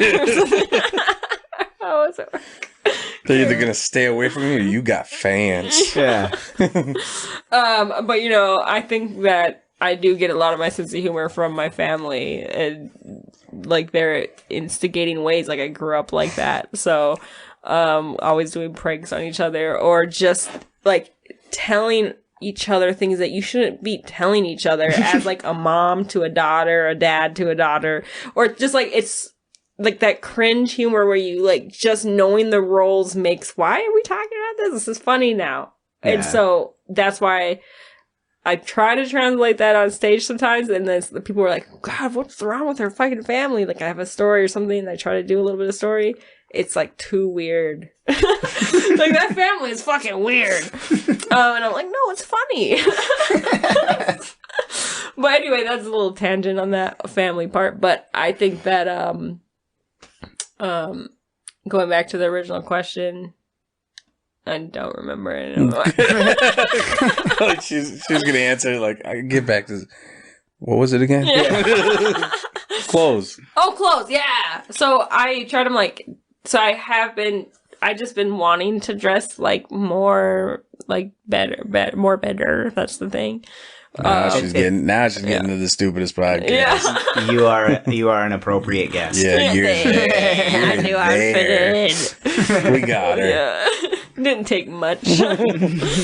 But yeah, I think clothing, it is whatever I feel like wearing or whatever. So sometimes I'm thinking business casual is what it works best with me right now, because it helps break. I don't know. I've been experimenting with it. I've been experimenting too, as you probably realized that last week. When I think you need to be a suit guy. I wore a Hawaiian shirt the last time I went on double stage. How'd it go? I don't know. It was a good set. I remember it being good. I don't think it had anything to do with the clothes though, because it was just because I used the material that I was most comfortable with. I don't think he needs to be a suit guy. I think he needs to be a dressier guy. I don't think so. Oh. I don't think he needs to be like a bummy dude, but I think he could dress different, like than a suit. Yeah. I did a suit that one night that I just see you in dress pants and like a vest. But like doing like dad jokes? Yeah. But why doesn't he just wear like a dad outfit? Or he could wear put a dress with a little bit of swagger. I see you as a gangster. Not that far. You don't need to be. You can have swag. You can have swag without dressing like you're from the hood. You know, like that's not. Yeah, the but same. I want to see him dressed like he's in the hood. Yeah, Frankie, I want you to dress me for a show once. Yeah, okay. That's what you need to do. That needs to be a video. That needs to be a video. I said that. Get a group of you. You buy for like almost like what is it? Secret Santa. Mm-hmm. Draw names out of a hat. Boom. Whoever's name you got, you get to go dress them. You get to dress them. That's a good idea. I'm pocketing this. I'm copying writing it. Copying writing it. It's mine, bitches. I'm gonna copying writing that. That would be word. Fun. Yeah. It'll be. Challenges, I guess, and like let's dress you for the comedy show and see if it's successful or not, and review it, and then, I don't know if it'll quite tie in like, directly with the theme now of like intensity, but it could be a fun little. We could have fun little excerpts, I guess, like to break away from the intense part of the comedy show, comedy podcast, or it could just be a whole, I don't know, a Facebook reel. Yeah, absolutely. Yeah. I think it'd be cool. Yeah. I'll do the videos. I'm not posting them though. I still would. I'll post because I get money on Facebook. There we go. Do you really? Yeah. Well, it's not much. Facebook Reels pays me like per view, and so it's like cents. Like I'm at like $6 from last month. I made. Nice. So I see one good viral video, but they like cap me at $1,200 is the most I'll be able to make from it right now. But I think it'll expand more over time. Because like other people who are part of it, because I like joined a Facebook group to see like bonus reels, like how they like operate, like if there's any problems. And some people only have like a $500 maximum. Some people have like a big maximum, and I was like, how do they do this? Yeah. Weird. Yeah. So I need to break through and see if I can make more money off of them. So yeah, more videos so that I can try to get viral. Nice. For money. For money. Just kidding, guys. I'm a really caring person. I don't care about superficial things or anything. Like, subscribe to me. Anyway, sorry. Subscribe to me so I can buy my yacht. Yeah. For real. Or a camper van. Yeah. Just so I could survive. And... It's a big jump. That was a big jump. That was a big jump. That was a huge jump. Get subscribed so I can get that yacht. Or a camper. Camper van. I'm not gonna settle for anything in between. One or the other. Yeah. We went from a yacht to a camper van. It was just, that's stupid. Very small jump. Yeah. We just went through 5 different classes of people. I'm in the same class, man. I think I'm just tired, but that was hilarious. I like how much you like that. Yeah, me too. Because you couldn't stop saying, that's a big jump. That's a big jump. It was. It was just stuck on repeat. We went from Bill Gates to Billy Bob. I want to be Billy Bob. Second time we've done a comedian and I've laughed. Yeah, that's funny. Woo! Now pay me money for that. I'll subscribe. Yeah. Here's your $6. I worked for that cry laugh, man. That's right. You got to work for that. I usually only get a cry. That's all I can No get laughs. No laughs. You're just like, please get this guy off. Yeah. I've been trying to get a new host for so long. Tell me about it. Yeah. All right, Frankie, I got one last question for you. Okay. If you could open for any comedian, who would it be? Open? If you could open for them. And it doesn't have to be your favorite comedian. You're open. Think or, I open? Or feature. Which comedian would I want to open for me? Ooh, there we go. We could change it. We could change that question. Gosh. Oof. He doesn't need to be my favorite one, you said? It can be anyone. It can be anybody. I mean, like, I don't want to just, like, say Kevin Hart, but I also want to sleep with Kevin Hart. So I feel like that... I think his wife would be real happy. I know, and I don't think I have... I mean, I have morals, but I don't know how strong they would be. Like, I can be, like, well aware that he will have a wife and kids, and, like, he might have to, like, pay for my abortion.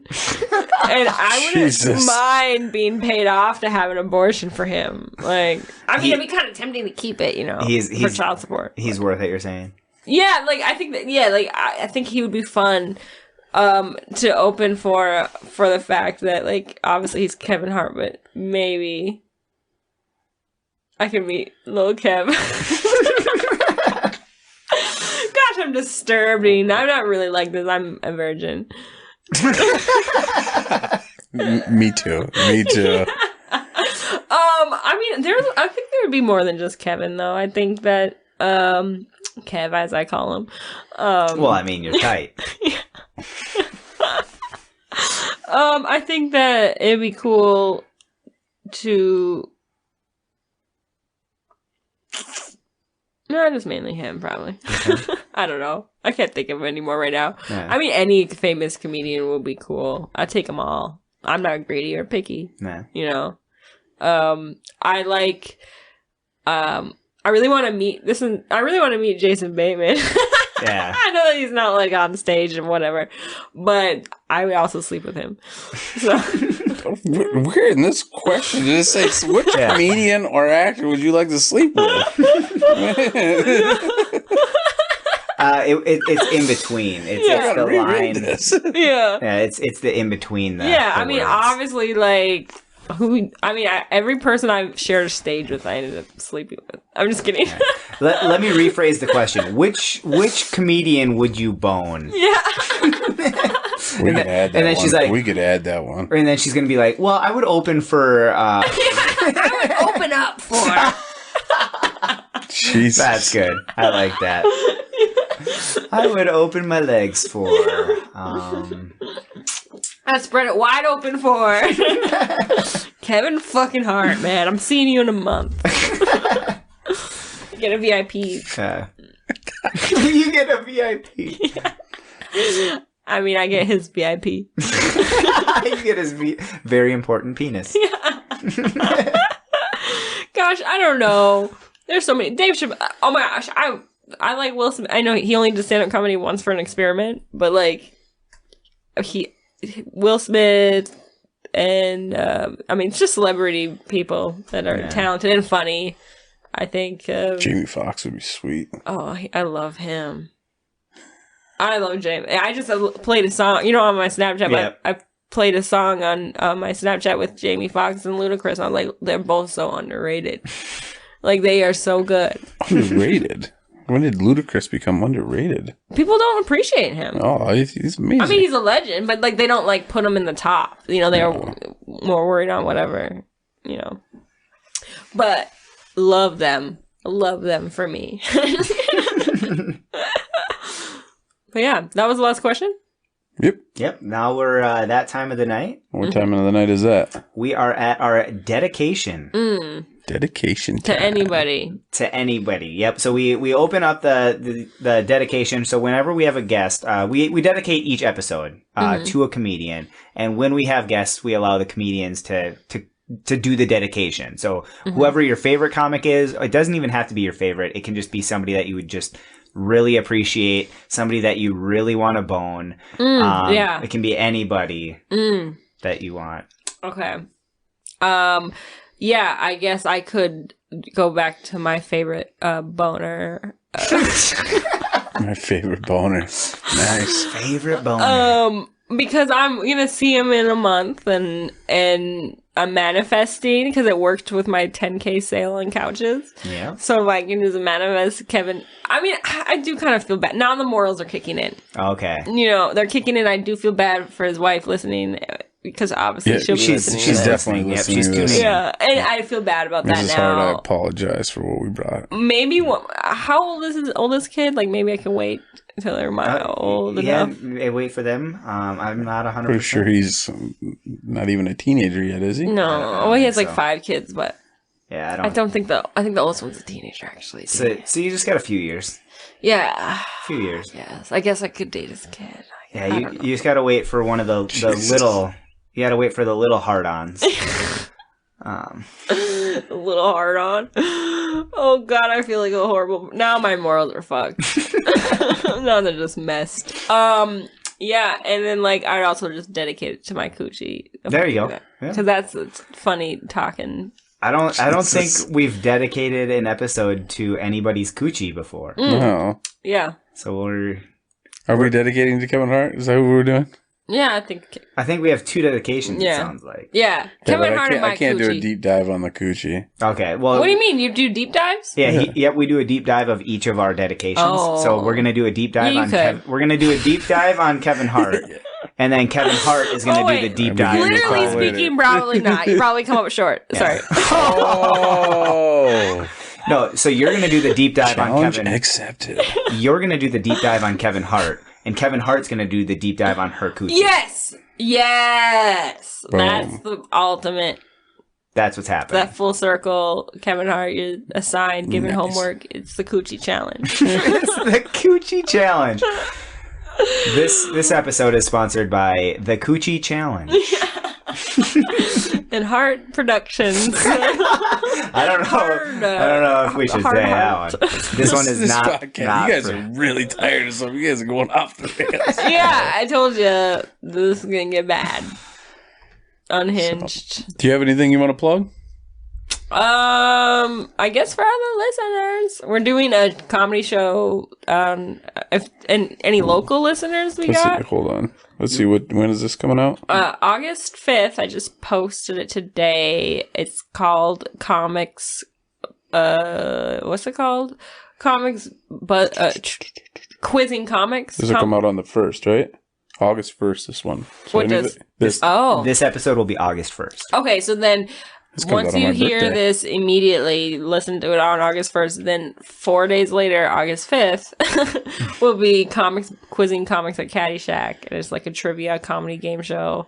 And I won't know any of the if you've listened to this far, you will know that my answers will be ridiculously, horribly wrong. Don't know anything about anything, and I'm not a trivia person. So, and then I'm doing a mansplaining show August 15th Nice. in the cities, and so Twin Cities mansplaining. Nice. You know what that means, right? No, can you please explain it? Yeah. It's something that's going to be hard for your pea brain to understand. Jeez. I don't expect you to get it the first time I explain it. Someone's... So can you please mansplain it after? Yeah. Just kidding. It's... Yeah, so that's probably the big 2 things I remember at the moment. I'm not full speed feature yet, so I'm not like booked out every day, and month, and year, and second of my life. Good enough, though, man. But book me. Just kidding. 2 gigs out, though. Yeah, That's good. Yeah, I got 2 gigs for sure. I'm going to be producing some more shows coming up. I don't know if you ever met him, but me and Boy Ma, he's a comedian in the cities. I don't know if you know him, but he wants to do some shows, and so we're gonna probably put one on Caddy, and we're gonna do the one-liner competition like maybe a month before that one, and then like the winner I think will do a guest spot on the like show, Nice. something like that. So we gotta probably fall. That's fall stuff. So who cares? Just follow me on Instagram. How about that? Let's there we plug go. my social. Do it. What is it? Frankie Mar 33 is my main Instagram. And then I have, this is dumb, I don't know why I did 2, but I was like, oh, I'll probably do one just for the shows I make. Not the ones I'm like just on, but just like the producing, so I can reach different people. But I named it Frankie Tufaro. Nice. So there's 2 of those on my Instagrams, and then just Frankie Marie Runquist on Facebook. Nice. Find me there. Yeah, anything you want to share, just let me know and I'll share it. Post Okay. it. Okay, cool. Like links and stuff. Yep. Yep, Okay, just, cool. Yeah, just put it on that I'll put it on. that Facebook feed that we got going on. Yeah. And I have like a Linktree link now where it has one link with all of my links. Oh, Nice. So it's like on my Instagram. Got her OnlyFans and all that on there. Nice. She's good to go. Yeah, you know, I had to quit my OnlyFans. Yeah. We're just Wasn't starting making no ours. money. Yeah. Just kidding. We're just starting ours. Feet pick only right now. Yeah. Mine's like just eating gas station food. Just top the tater, just hauling it in. Boom. Food porn, man. So, all right. Otherwise, one more thing I want to just plug, just because Okay, go Frankie's here. We do open mics, so Frankie and yeah. I do open mics in Duluth. So if you ever want to catch us, Frankie does every Tuesday at the Caddy Shack. Yeah. Otherwise, we both do Dublin's every Thursday night. So Yep. I'm trying to get to Tuesdays. Now that I'm in disc golf leagues, I don't do Tuesdays right now. But in the winter time, I'll probably be doing Tuesday, Thursday. And by the time this episode drops, I believe we're going to be doing another open mic on Sunday at T-Bones. Or something. Nice. Yeah, I remember that. Yeah. Sam was On mentioning Sundays at like 8 or something. But Nice. yeah, more to come on that. Sweet. Hopefully, yeah. Mm-hmm. Well, guys, catch the Stupidest Podcast. We're on Facebook, Instagram, Twitter. We got the Snapchat going, the Stupidest Pod. You guys can go at us. YouTube. YouTube. Go add, subscribe, comment. Everything helps. But they can always catch us at www.thestupidestpodcast.com. .com. All right, guys. This was a fun episode. Frankie, thanks for coming in. Yeah. Yeah, I hope you had as much fun as we did. I always have fun This doing was a these, so I blast. hope you had fun. I hope No, you guys I did. had fun listening.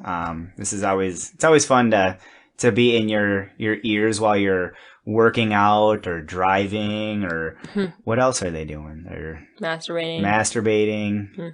Sex. Sorry, guys. When I get loopy, I take it there. I don't know. Yeah. Do people actually have sex, or I thought it was just masturbating? You gotta have a partner. Oh. You'll get there, buddy. Okay. All right, guys. Before this gets any more loopier, thanks, guys. I was about to And start freestyling. We need Cats to and keep. boots, cats We and need. boots. all right, guys. Have a good one. Bye. Have a good one.